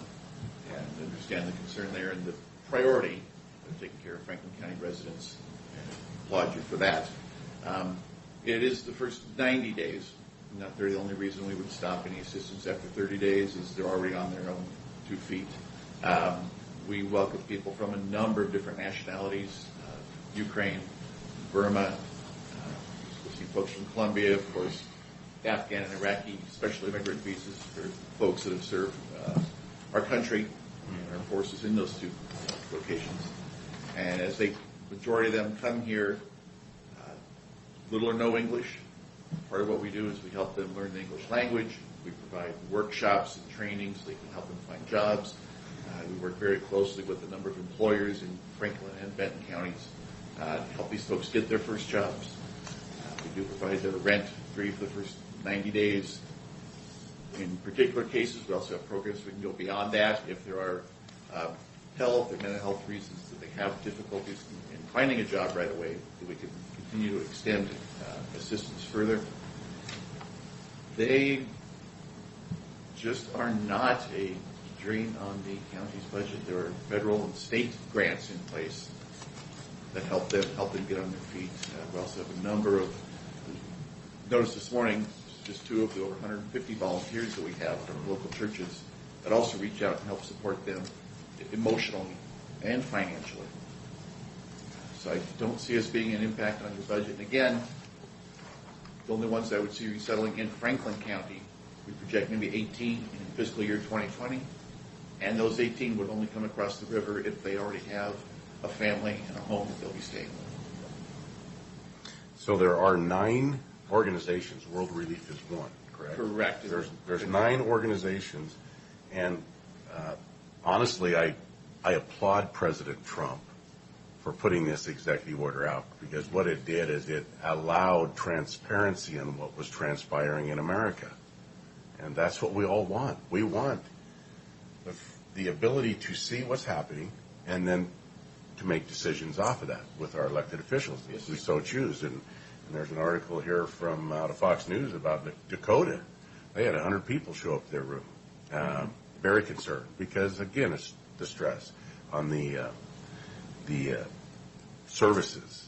And that's one of the things, correct me if I'm wrong, that you do is you bring them here, but you also show them how the services are available in that county to them if they so choose to use, correct? Oh, absolutely. Yes. Because as legal permanent residents, they're entitled to access to those. Exactly. And did you find out on the...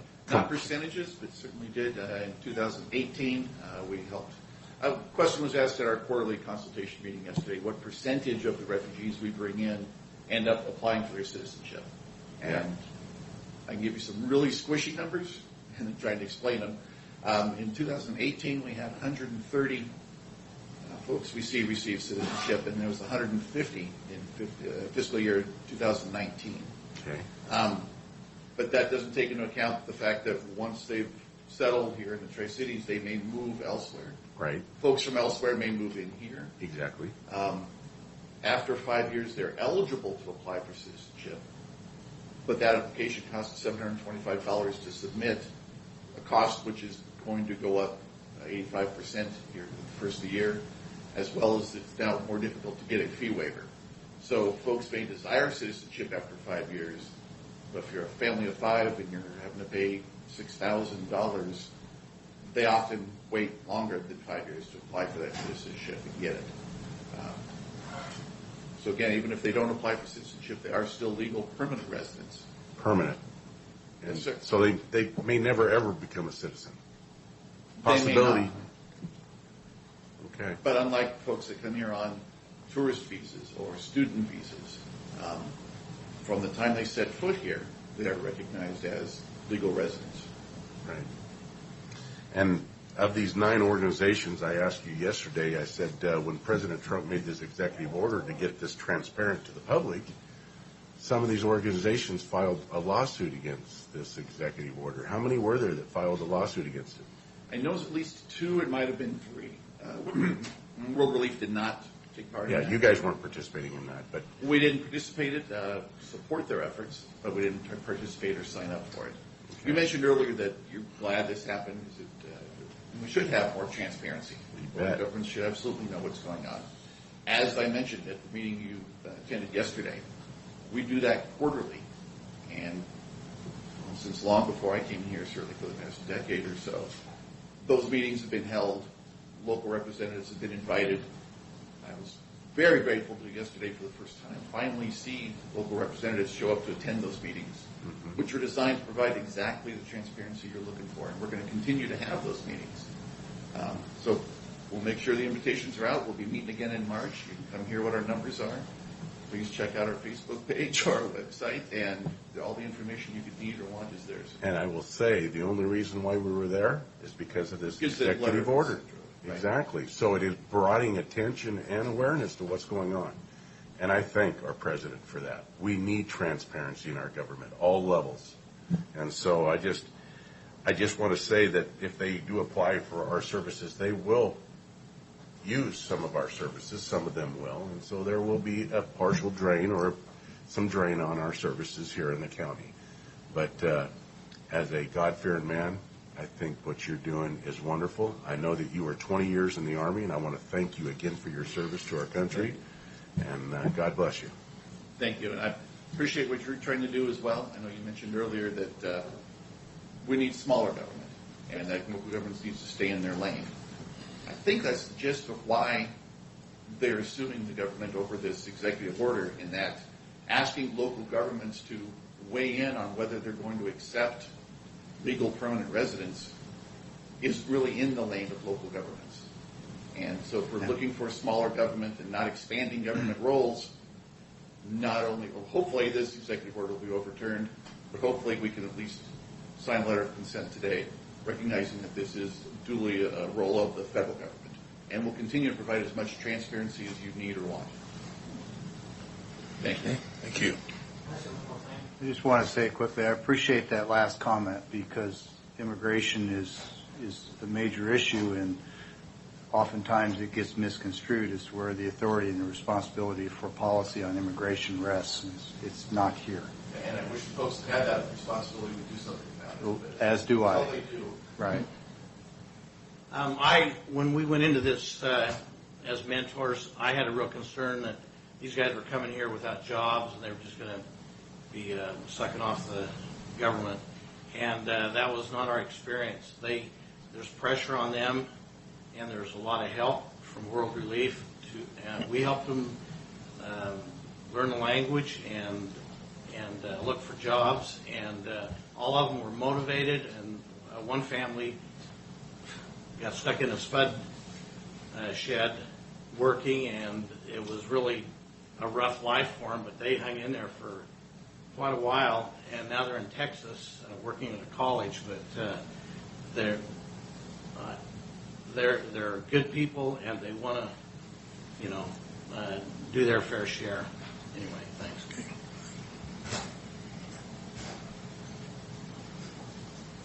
Okay. Mr. Chairman, I just want to add one other quick note. There's reference to us being out of order on the agenda. I'd just like to remind everybody that a majority of the board can adjust the timing of the agenda anytime they wish. And I thought since we're an hour past the published time for this topic, it might be a courtesy to people who have been waiting. So that was the reason for moving forward on it. Okay, we'll move on. We get bills to pay. Mr. Chairman, I've read the letter, and forgive me, I don't recall if I formed it as a motion or not. I thought I did. Does this take a motion? I would expect. Oh, okay. Well, if it does take a motion, I'd just like to say with the concerns of our budget and the fact that we can't pay our own bills, I don't want to take any more responsibility out on the taxpayers, and so I would be inclined to hold off for a year to see if we can get our budget more in order before we take on any more responsibility. Okay, so Mr. Chairman, I form it in the case of a motion here. I'd move for board approval for signing this letter to Secretary Pompeo as presented. I will second.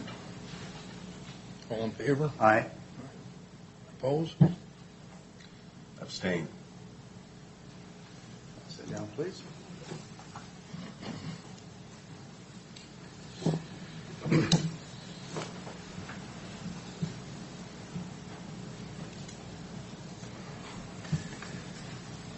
Mr. Chairman, as you have already noted, next item is our payroll and warrants. We have two items today, one payroll, one fund expenditures for warrants.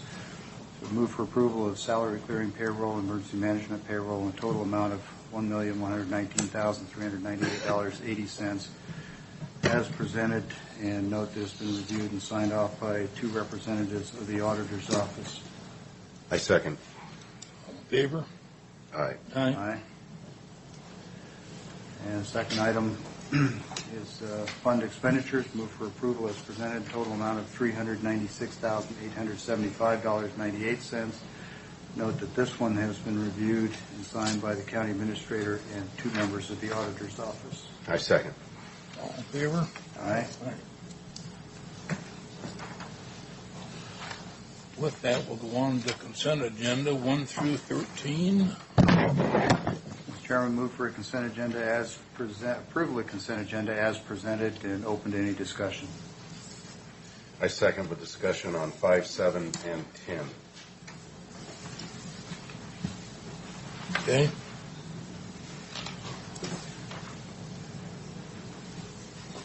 Item 5, this is Human Resources, Harley. Looking through this, I see where you have deleted 2 payroll positions, but you're adding 1 back. Correct.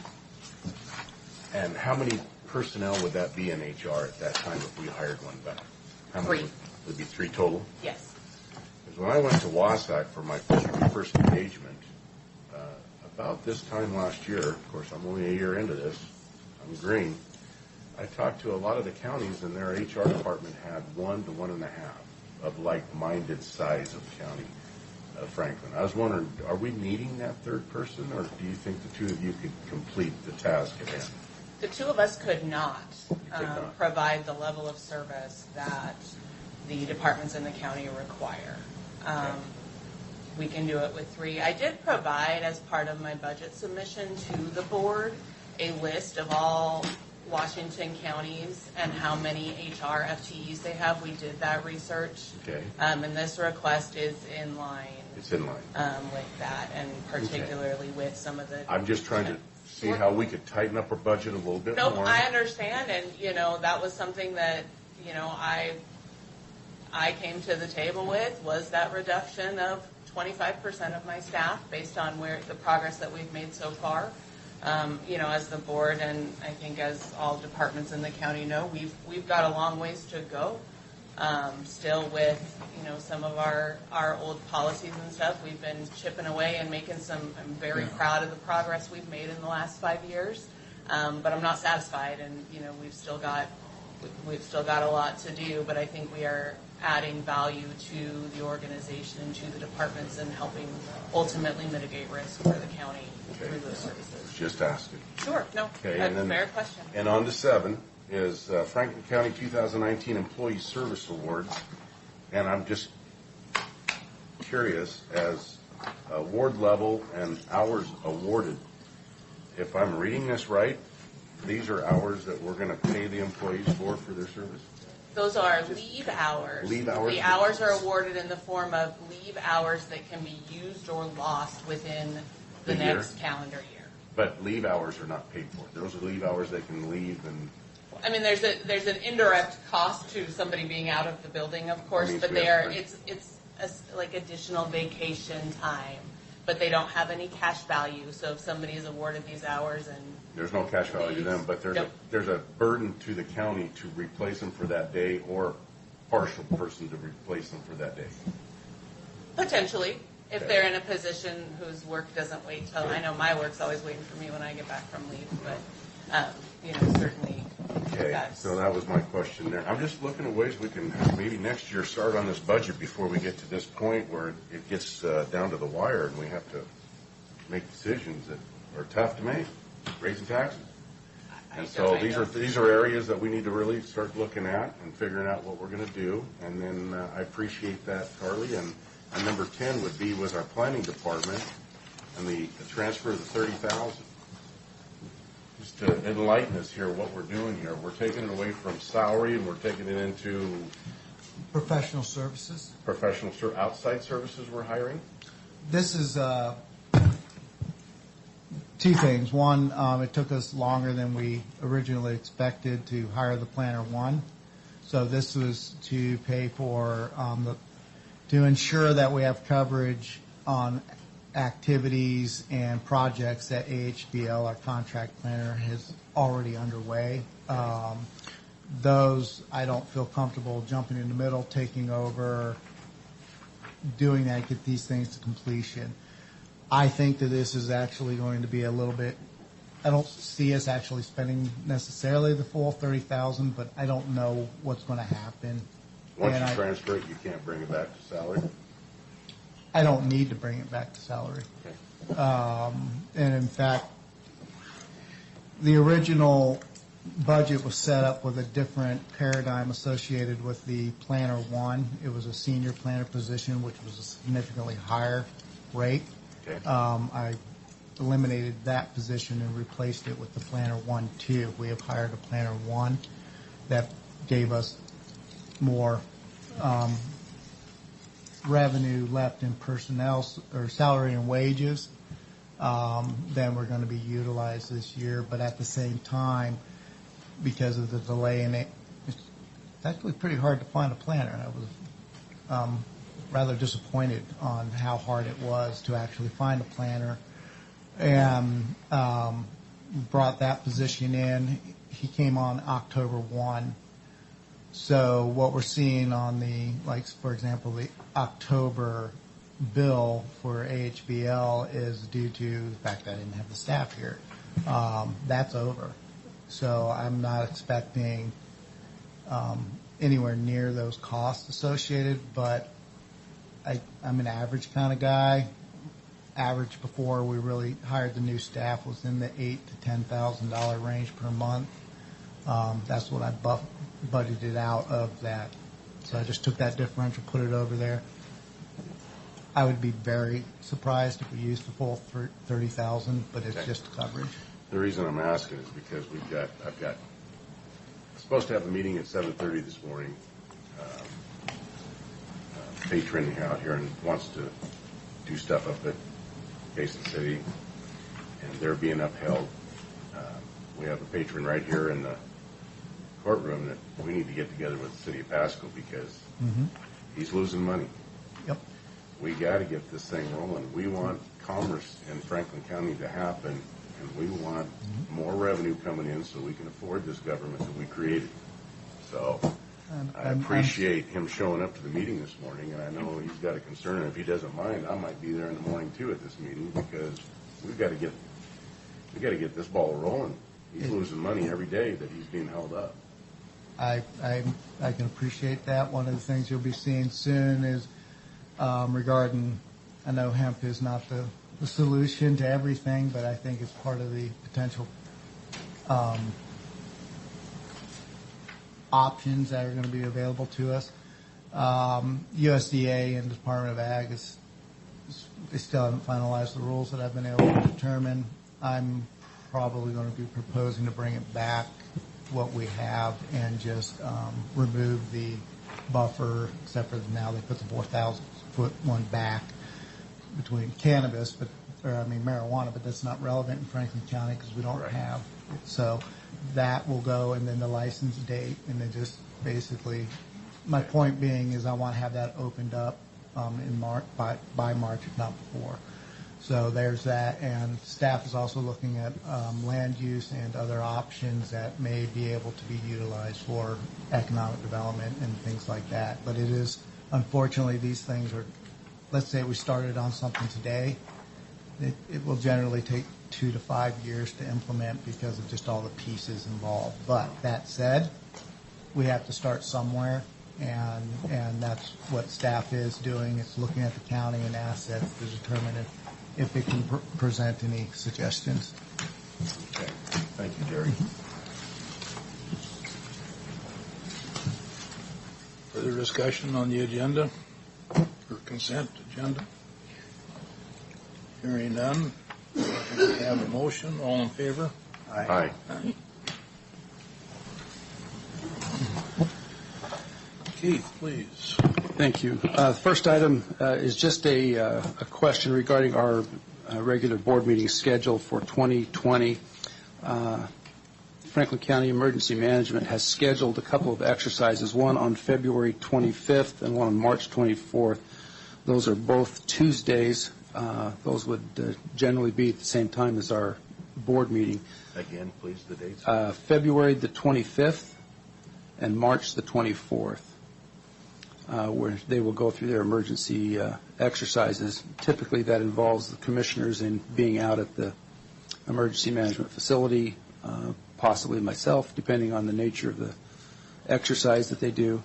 So I just want to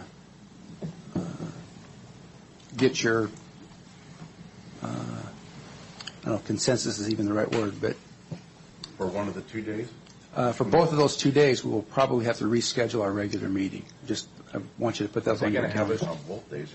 Or Yes, they're two separate exercises. But one's a training, basically, a prelim, and the second one is a graded. Yeah. FEMA will come in and grade the exercise. In the past, if it's come up, Josie has covered for me. Yeah, so I guess I'm looking at your preference. Would you rather reschedule a meeting so that you can participate in these, or would you rather have substitutes? Do we all need to be there? Not necessarily. One of us attend, and we can still hold the Typically, meeting? Commissioner Cook attends.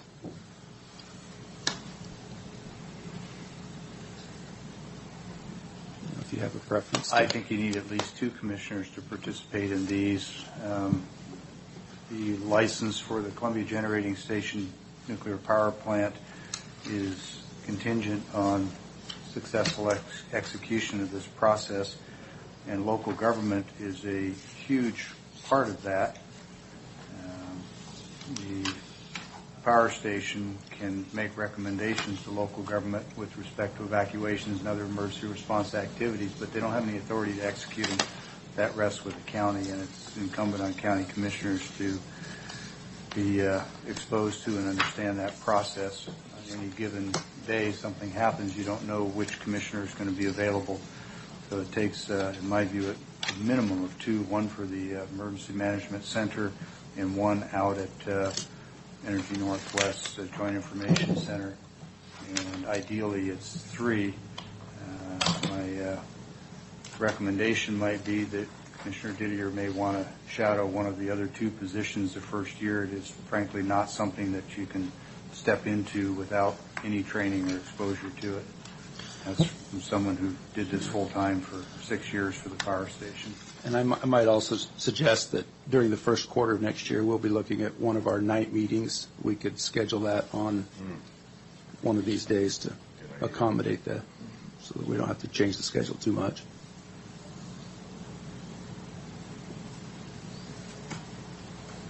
I will look forward to the tutelage on this. It won't come from me, but you'll find some really good skilled instructors out there.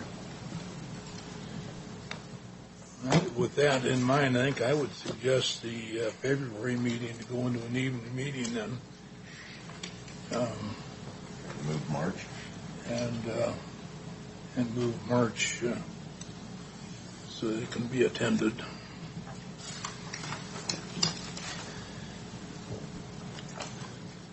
The last item I have, I'm going to need just a minute to pull up a map. I don't know if you want to recess for 5 minutes or certainly the preference of the board.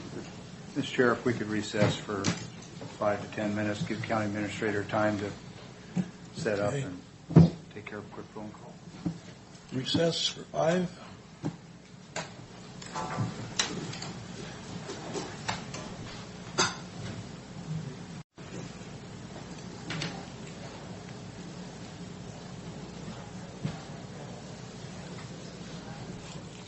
Okay, we'll come back into session for our recess. Keith has got some numbers for us. Yeah, we just received these numbers late last week from the Department of Financial Management and Revenue, from the state. Let me not mischaracterize that. Those are the numbers that are on the sheet that I handed out during the recess. Excuse me, they're estimating these to be current populations? Yes. Okay. It's a significant shift from the actual to the individual calculations from the last time we had this conversation. Right. I'd say these are gross estimates. We should probably look at some specific numbers before we get to decisions. But anyway. Yeah, and I'm not looking for decisions today. Yeah. The redistricting state law requires certain things to happen. It requires the county to have a plan that is published, and there's opportunity for public input. There has to be proper notice and opportunity for written comments. And what are the time frames in all those, please? I'll just read from the RCW.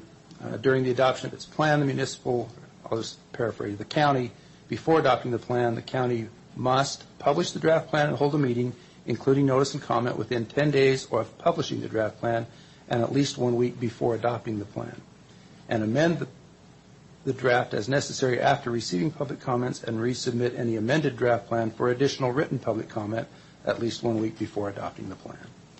So it takes a period of at least a couple of weeks from that. Then it's got to be like 30 days before filing. Yes. So let me ask you this. We're coming up to the census, and it's going to be out this next year. I took the liberty of calling numerous other counties and asking them what they're doing on redistricting, and the consensus of all the people I talked to from Benton, Spokane, Columbia, Grant, all the counties that I talked to was that they don't do anything until the census comes out and the legislative and the congressional districts are redrawn. That's probably because they're already in compliance with the law, and we're not, by a long shot. We're not? No. How are we out? Well, if you read the statute, it says that the 3 districts shall, not should, shall be as equally divided as possible. And with today's numbers and data, it is possible to do that down to a very small number. And this District 1 number is an estimation. I'm going to tell you right now that that number is high, but even if we accept that number, we're still 7,000 people out of balance between 2 of the districts and the 3rd one. And that is far from as equally divided as possible.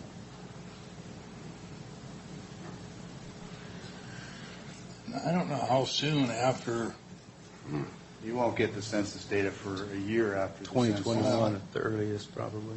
Yeah, that's what I was going to say, because the last time, the 10 didn't come out until darn near 11 before the final came out. You know, Right. there was rumors and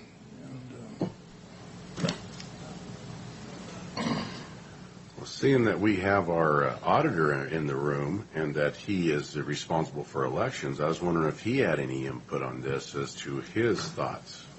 Would it be okay to call our auditor to the mic? I don't mind hearing from him. I'll just point out that there's no special role for the auditor in the districting. It is for elections, and Yes. happy to hear what he has to say. It's clear by the language of the law that we've been out of compliance for multiple years.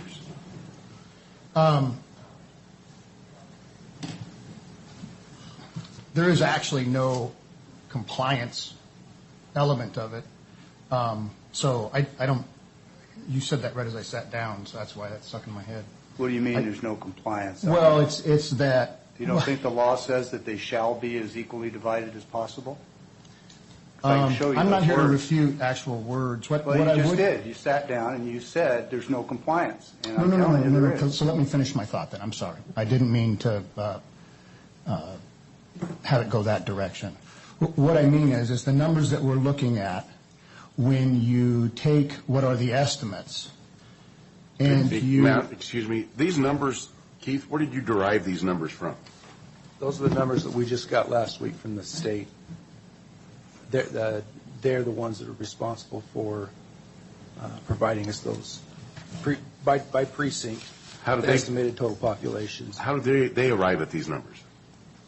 Do they come out and do a count? Or I can share. Go ahead, Matt. Sure. So, and let me also point out, there's a lot of other considerations in doing this, not only the census next year, but also, the auditor is charged with keeping the precinct maps, and there are laws regarding the size of those.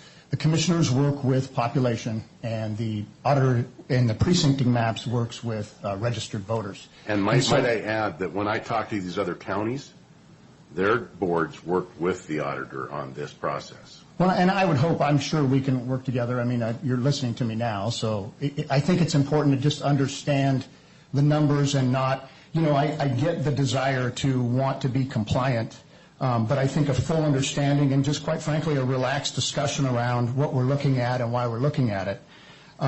Even just these, and these are Washington State Financial Management Small Area Estimated Programs. So that's what this is. These are estimates in between.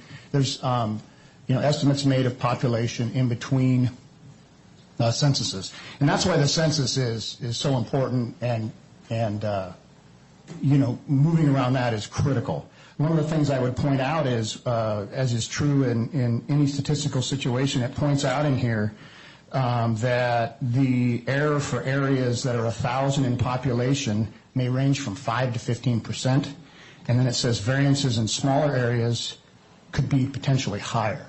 So even within their estimates, when you look at our compliance, it's not top to bottom. It's off of an average. So if you average those out, we're going to be somewhere like 31.6 or something along those lines.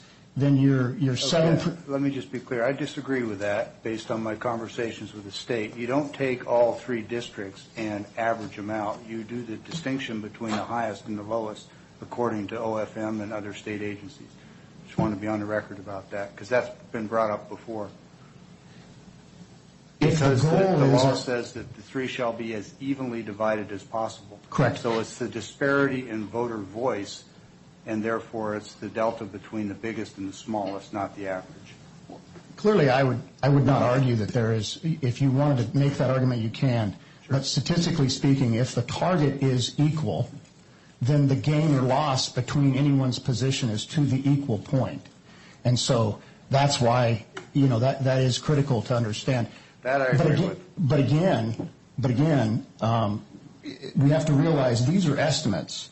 And as you guys realize, anytime we move these lines, it affects people. One of the things that is also in the law is that after you have those maps, if you have a single voter who does not like the maps, they can appeal it to the Superior Court, and then we're back into the process again. And so we're there right now. If we don't redistrict, we'll be facing a lawsuit just exactly like the city of Pasco did from ACLU. That's part of the drive and part of my passion for getting this right, because we are out of compliance and there's a lawsuit coming. I take exception with the idea that we're out of compliance, and we can agree to disagree on that. One of the things we will do whatever the board decides. I feel like it's my responsibility to, we're going to have 4 elections next year. And so it's going to be a very busy year. And we may also, in the course of next year, with a presidential year, actually have to do precinct changes as well. And so I'm just saying there's a lot of complexity here. We will do whatever it needs to be done. And one of the reasons everybody works so closely with their auditors is that it's all just money. I mean, when you make these changes, if there's been an outcry, and I'm sure there's always people. I mean, we've had more people in the last year coming into our meetings and talking and sharing their concerns. Clearly, your responsibility is to address that. One of the things I hope that we will be part of it as the auditor's office and the election staff, because it's the importance of the precinct boundaries and not splitting houses, and a lot of the things when you get into counties where there is not cooperation between the offices. You can end up with a very inefficient system that is expensive to administer. And so, I mean, we're looking at a February election. We're looking at a March presidential primary, and then we'll have the August and the November. And again, like I said, when you move lines, my caution is some people, depending on which way you move them, you might move them out of the opportunity to run for an office that they wanted to, depending on which way these precincts move and how you move them around. And I know all of you are aware of this. I think the last change we made was it 14, I believe, we moved some precincts. And so I'm That was just precincts only. well, and that's all we would do here. I mean, all you're going to do is move, red to blue, blue to red, right? I mean, we've made some adjustments. Well, we haven't actually redistricted since, I think it was 9 or 10. Might have been as late as 12. State law doesn't let you do it any more frequently than every 4 years. We're well past that. Yeah. Anytime you have increases in population like we've seen, movement of lines is absolutely inevitable. Yeah, and we moved the lines at 14. There's no way around it. And we're not talking precincts. Of course, we're talking commissioner district boundaries. The area at Road 68 and 182, which was in the last count a big open empty field, is rapidly filling up with people. And in 2014, that was moved into District 3 from your district, if I remember correctly. So I know that redistricting for the purposes of you guys is literally the 3 boundaries around your 3 districts. We have changed those since I've been here. We've made adjustments. That's redistricting.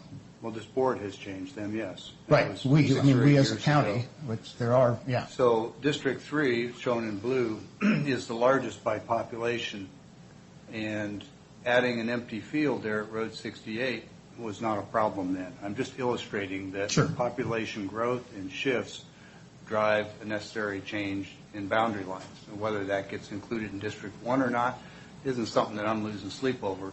But the fact is, the state law also says we're supposed to follow geographic and geopolitical boundaries to make these lines as recognizable as possible for the public. Interstate 182 is an obvious boundary for that. So, and let me just be clear, I don't have any drive to make major changes to our boundaries. I have a drive to make sure that we're in compliance with the law, and I think that the changes ought to be reasonable, and they need not be excessive. They're probably just enough to accomplish the necessary balancing. There are other plans that I have floated in the past, and I don't have any need or desire to revisit those now, that I believe would have greatly improved our ability to defend a lawsuit in the ACLU. And I still caution the county to say that we ought to be thinking that way, because if we don't, we're going to end up in a court battle over whether or not congressional or commissioner districts can be forced to go to district-only voting. Some people argue that the state constitution prohibits that for counties. Other people argue that it allows it, and I'd rather us not get caught up in that legal entanglement. So those are my motivations. I'm not anxious to make major changes. I want to be in compliance with the law, and I want to avoid a lawsuit. Well, I believe that lawsuit, no matter how you redraw the lines, is there. Right now, in District 3, if you want to talk about Democrats running a seat, they have the best potential in District 3, or District 2, excuse me, because the populace is down here by town. I'm sorry, could you say that again, please? I think I misunderstood. I did too. Well, if Bob's district comes down into the city of Pasco, and if you want to look, if the Democrats want to look at winning a seat, they have their best chance the way it's drawn up right now. That's what I thought you said. This is not about political parties. It's not about Well, then what would the candidates. lawsuit be over? The lawsuit. What would the lawsuit be all about? Sorry, Jeffrey. The lawsuit would be about disenfranchisement of populations. And the minute you start talking about who's got a greater chance of winning or losing based on political party, you've gone outside the law. And, you know, if that's not clear, then... Oh, whatever. Okay. You know, that's all for you guys to decide how that plays out. I feel like my role is, as the face of Franklin County government, when it comes to elections. I thought that was us. Oh, when it comes to elections. Thanks for clarifying. Yeah, I haven't finished yet. But I mean, what I really want to caution is when you're looking at numbers by their own, I mean, estimates are approximations. And so we don't want to, like, what I want to caution is make sure that when you make this decision, when you have, I mean, 53% of the precinct estimates that they've got here fall into the greater than 15% variance. And when you have a top to bottom of 7, you know, 2 districts are 7% below the ideal, the other one is 14% above the ideal, there is, you know, and it talks about, you know, how these districts shall be this and shall be that. They fully understand that it's as close as possible and that these are estimates. And that's why the census is the gold standard. Yes. And so you guys can decide what to do on this, but I just want to make sure that we don't, I think based on the fact that these estimates are the only things that you then stand on and say we're not compliant with the law, well, then you have to go back to the estimate. And when you have potentially 53% of these precincts could potentially be up to 15% off, and we're only, you know, and we're within the standard deviation on all of it. We're within the standard, the 5 to 15 off of the ideal, because again, when you're done, you're trying to shoot for 32,000 in each. So Matt, when you started this conversation, you pointed out precinct maps reflect registered voters, not population. Correct. Okay. So why are you conflating the two now? I'm not. Because counting populations in precincts doesn't answer the question, does it? No. Okay, so I'm talking about when they rolled up your number of population, they broke it down by precinct. I'm sorry, there's a clarification there. Okay. So the clarification is that your big number that you believe makes us out of state compliance or makes us against the law is broken down into precincts by population. So, and then our internal numbers then have, you know, registered voters. So that's where I'm at on that. So I guess all I'm trying to do is, I know you're good with math. I know people appreciate, you know, you don't want to rush into something if there's only a 50% chance you even need to do it. And so whatever you decide to do, I hope we can work closely with you. And I just want to make sure that, you know, and we're going to, you know, moving whole precincts, that we can do that. It's the process, you know, we're also doing, and this is just from an election standpoint, we're going to be administering same-day voter reg this year.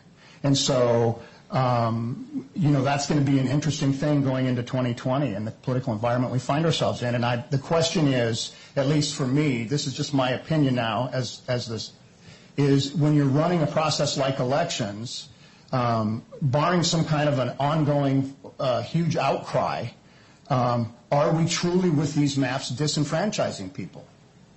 I mean, and the question is, as Jeffrey nods over there, is that if that's the case, you know, that's for you guys to tackle and to hear from them. But I believe, you know, you have to, if you, again, you're going to disenfranchise potentially, it's all subjective. I mean, if you move somebody who wants to run for one of the 2 districts that's up and you move them out.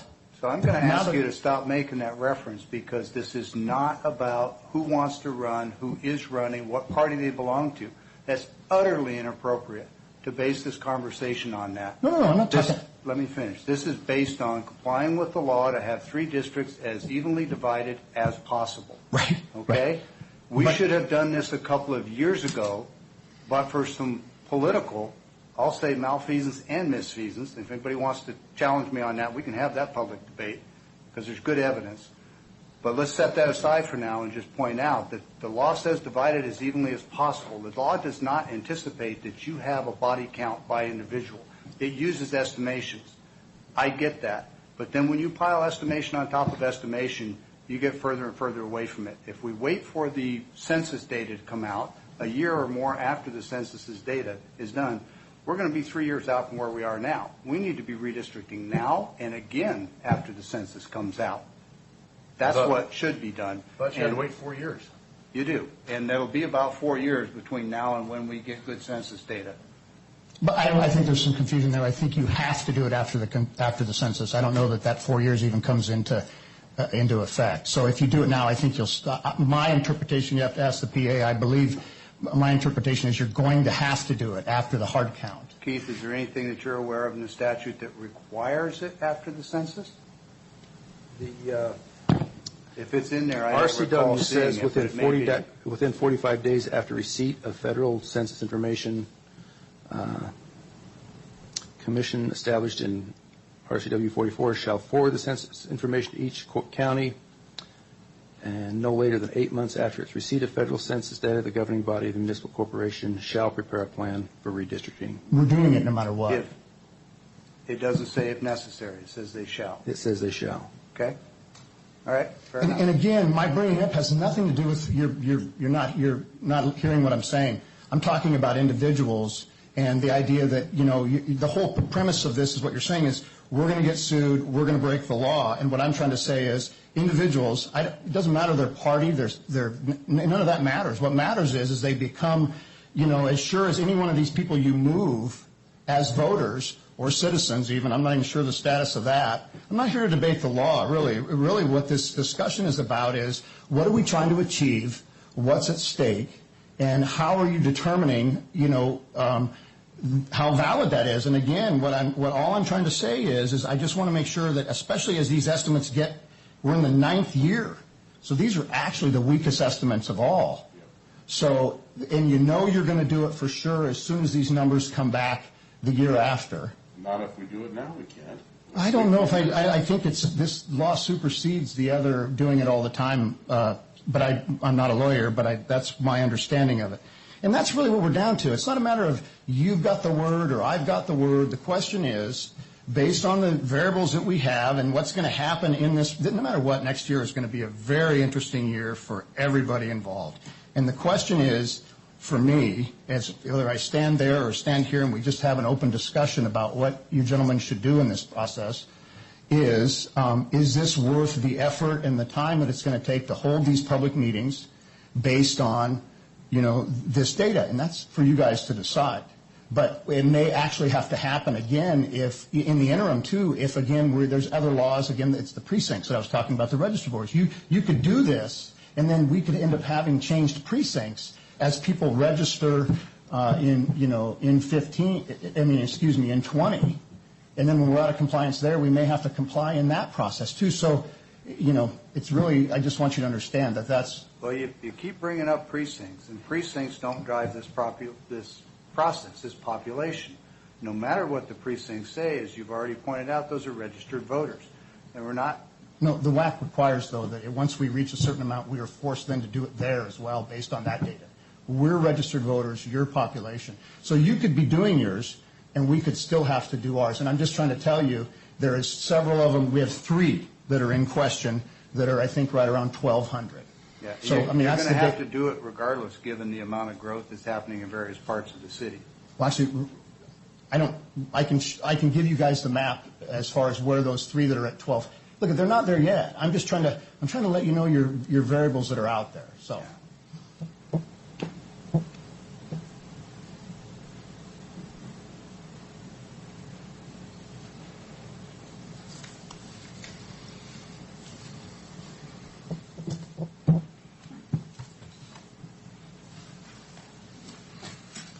Whatever you decide, we'll get it done. Topic. Well, I guess I'm looking to the board to suggest, do you want to move through the redistricting process now? Or do you want to wait till the... I think I've been clear. We need to do this now for a list of reasons. The new Voting Rights Act approved and signed and took effect last summer. The obvious imbalance that I say doesn't comply with state law, and the fact that this imbalance is only going to increase over the next 2, 3, 4 years. And odds are good that even if we do it now, we'll need to do it again in 3 or 4 years, and that's perfectly fine.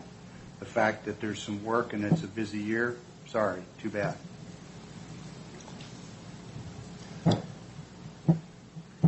And with respect to the not-so-veiled references to boundaries and who's in what districts, I couldn't care less about that. I want us to get us compliance. I've already gone on record as saying I'm happy with the minimal boundary changes necessary to get us into compliance, even though I don't think that's the smartest strategic move. If it calms the waters, I'm happy to do that.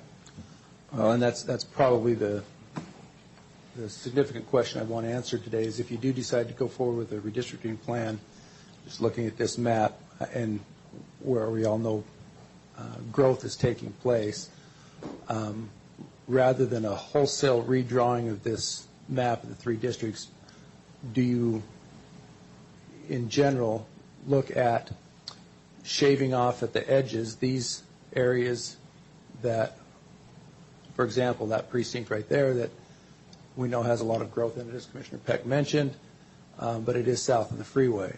And maybe if the freeway is a better boundary.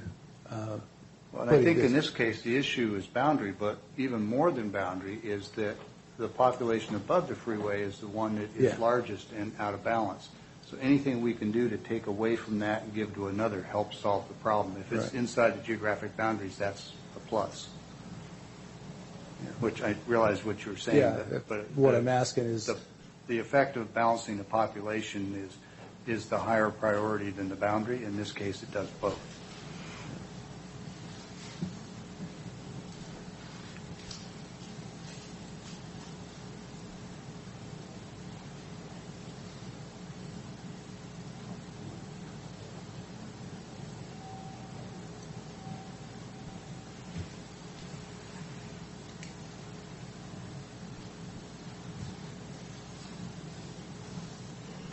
So are my instructions to come up with a plan and present it, or to?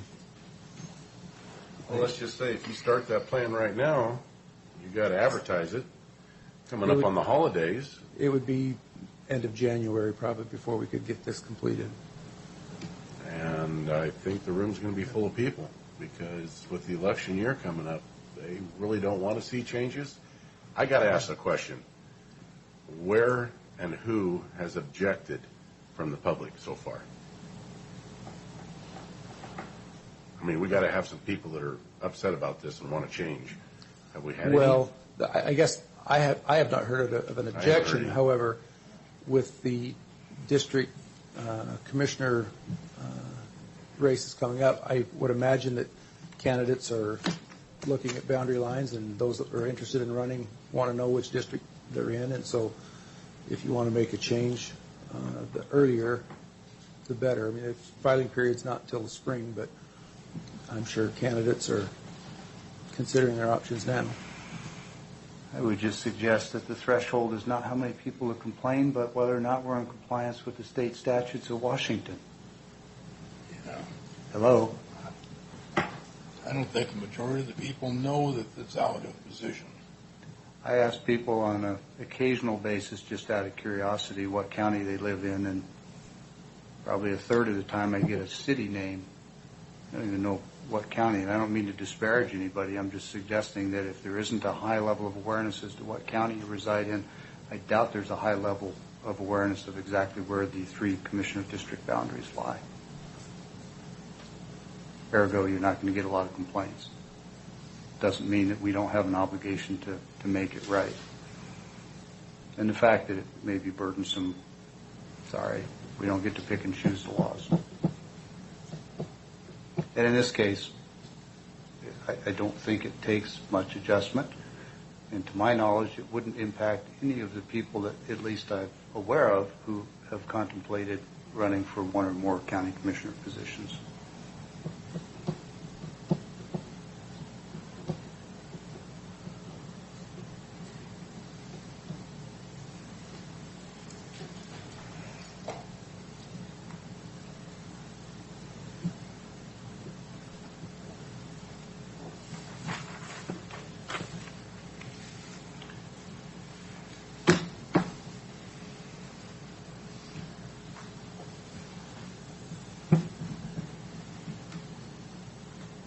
Looking at the numbers, it just be shave off 4,000 from District 3 and add 2 to each of the 1 and 2. Whatever that takes to do that. Do that with the growth that we're trying to keep track of. To a point, that 47 is growing exponentially. The houses are going up faster. You can shake a stick at them, as they are on areas, the Burns Road area up there. The blue past 82 by the river. That's growing exponentially. This area up in there. And all that growth is happening in one district. Yep. And then down there next to Bob and Brad's line, I've got a blue, which is precinct right there, the blue. That's got 1,122 people in it. Why that's in area 3, I don't know. It took that to make it back close to equal back in the day. So yeah. You can't. So there you go. We've got sort of a puzzle there for a map, because it's not following distinct lines like they talk about in the law.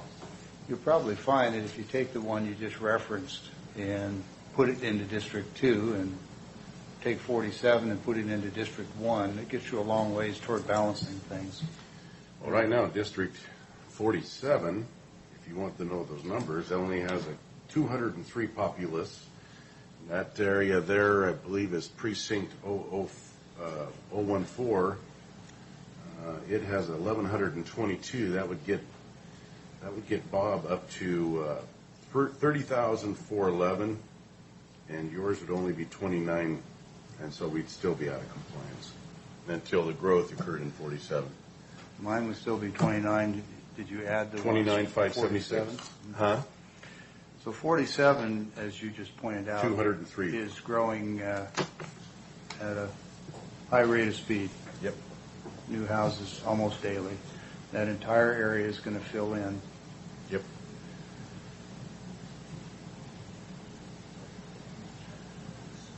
And you also got that jagged amount going into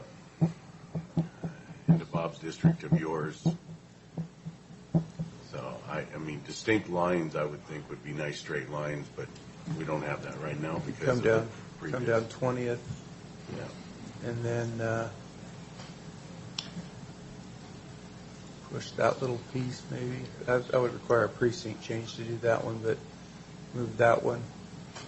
And you lead change some of these numbers. You look at 47, for example, you don't count that for its current. You count it for its projected in the next year and a half, 2 years, which those plats are already drawn. You can see how many houses are going to go there, and you can estimate 2.5 people to a house, and you're going to be pretty close. I would add they just sold Harris Farms. I mean, there's a really good public discussion that should be had around this. Yeah. Because you're going to see future growth. I mean, that was evident That's 58. when DNR was trying to sell 47 when we moved it in there. When it was moved out of number 1 into number 3. So yeah, I mean, there's a good discussion to be had on projection and growth.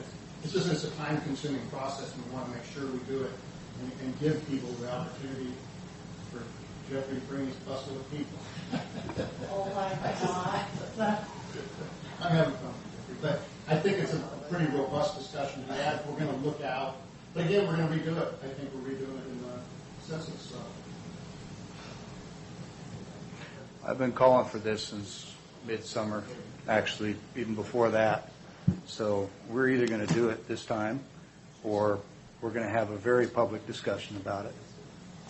Because I'm not going to accept the notion that it's difficult or it's a busy time. That's a bunch of nonsense. I don't know who's made that argument. If you're saying that has something to do with me, I don't have it. We're going to do whatever you need done. Yeah, I'm trying to. I don't recall referencing you in that, and I wasn't speaking about you.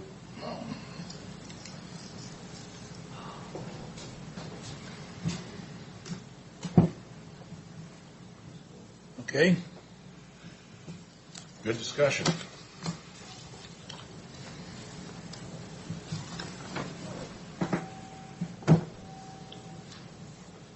And I have actually, now that I think about it, had a complaint from a constituent.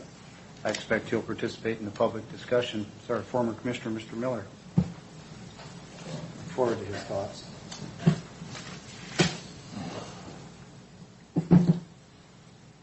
Do I have direction to move forward then with See if we can get closer to the numbers. balance the numbers? Okay. But without a crystal ball, it's just the best we can do with what we got to work with. With that, we are in our second part of the agenda for public comment. I want to bring up to you guys, this happened once before, and I'm going to handle it entirely different this time. I got another anonymous letter, and I would not be surprised if more electeds got them. I'm going to tell you it's dealing with the very same thing that happened last time, and it got out of control last time because we did not talk about it publicly. All this does is it's a person who doesn't have, either for some reason or another, wants to use an anonymous method to communicate with us. There is no threats of lawsuit. This is my subjective reading of it. There's no evidence in it, like there was the last time I was late to the game on this. And we went through an awful lot as a county, internally, the way people treated each other. And I'm going to tell you, I hope that we can still look back, because if this starts up again, it's on us. It's on the three of you, it's on me, it's on the PA, the sheriff. And how? Exactly how is it on us that somebody sends an anonymous letter? How is that on this board? Really? Yeah, let me finish then, if you ask the question. Okay, I'll let you know. I'd like to know. Again, what happened last time, and when that investigator came out, what I explained to them was we needed to wait for the independent investigation. And guess what? It finally happened after everything that went on internally.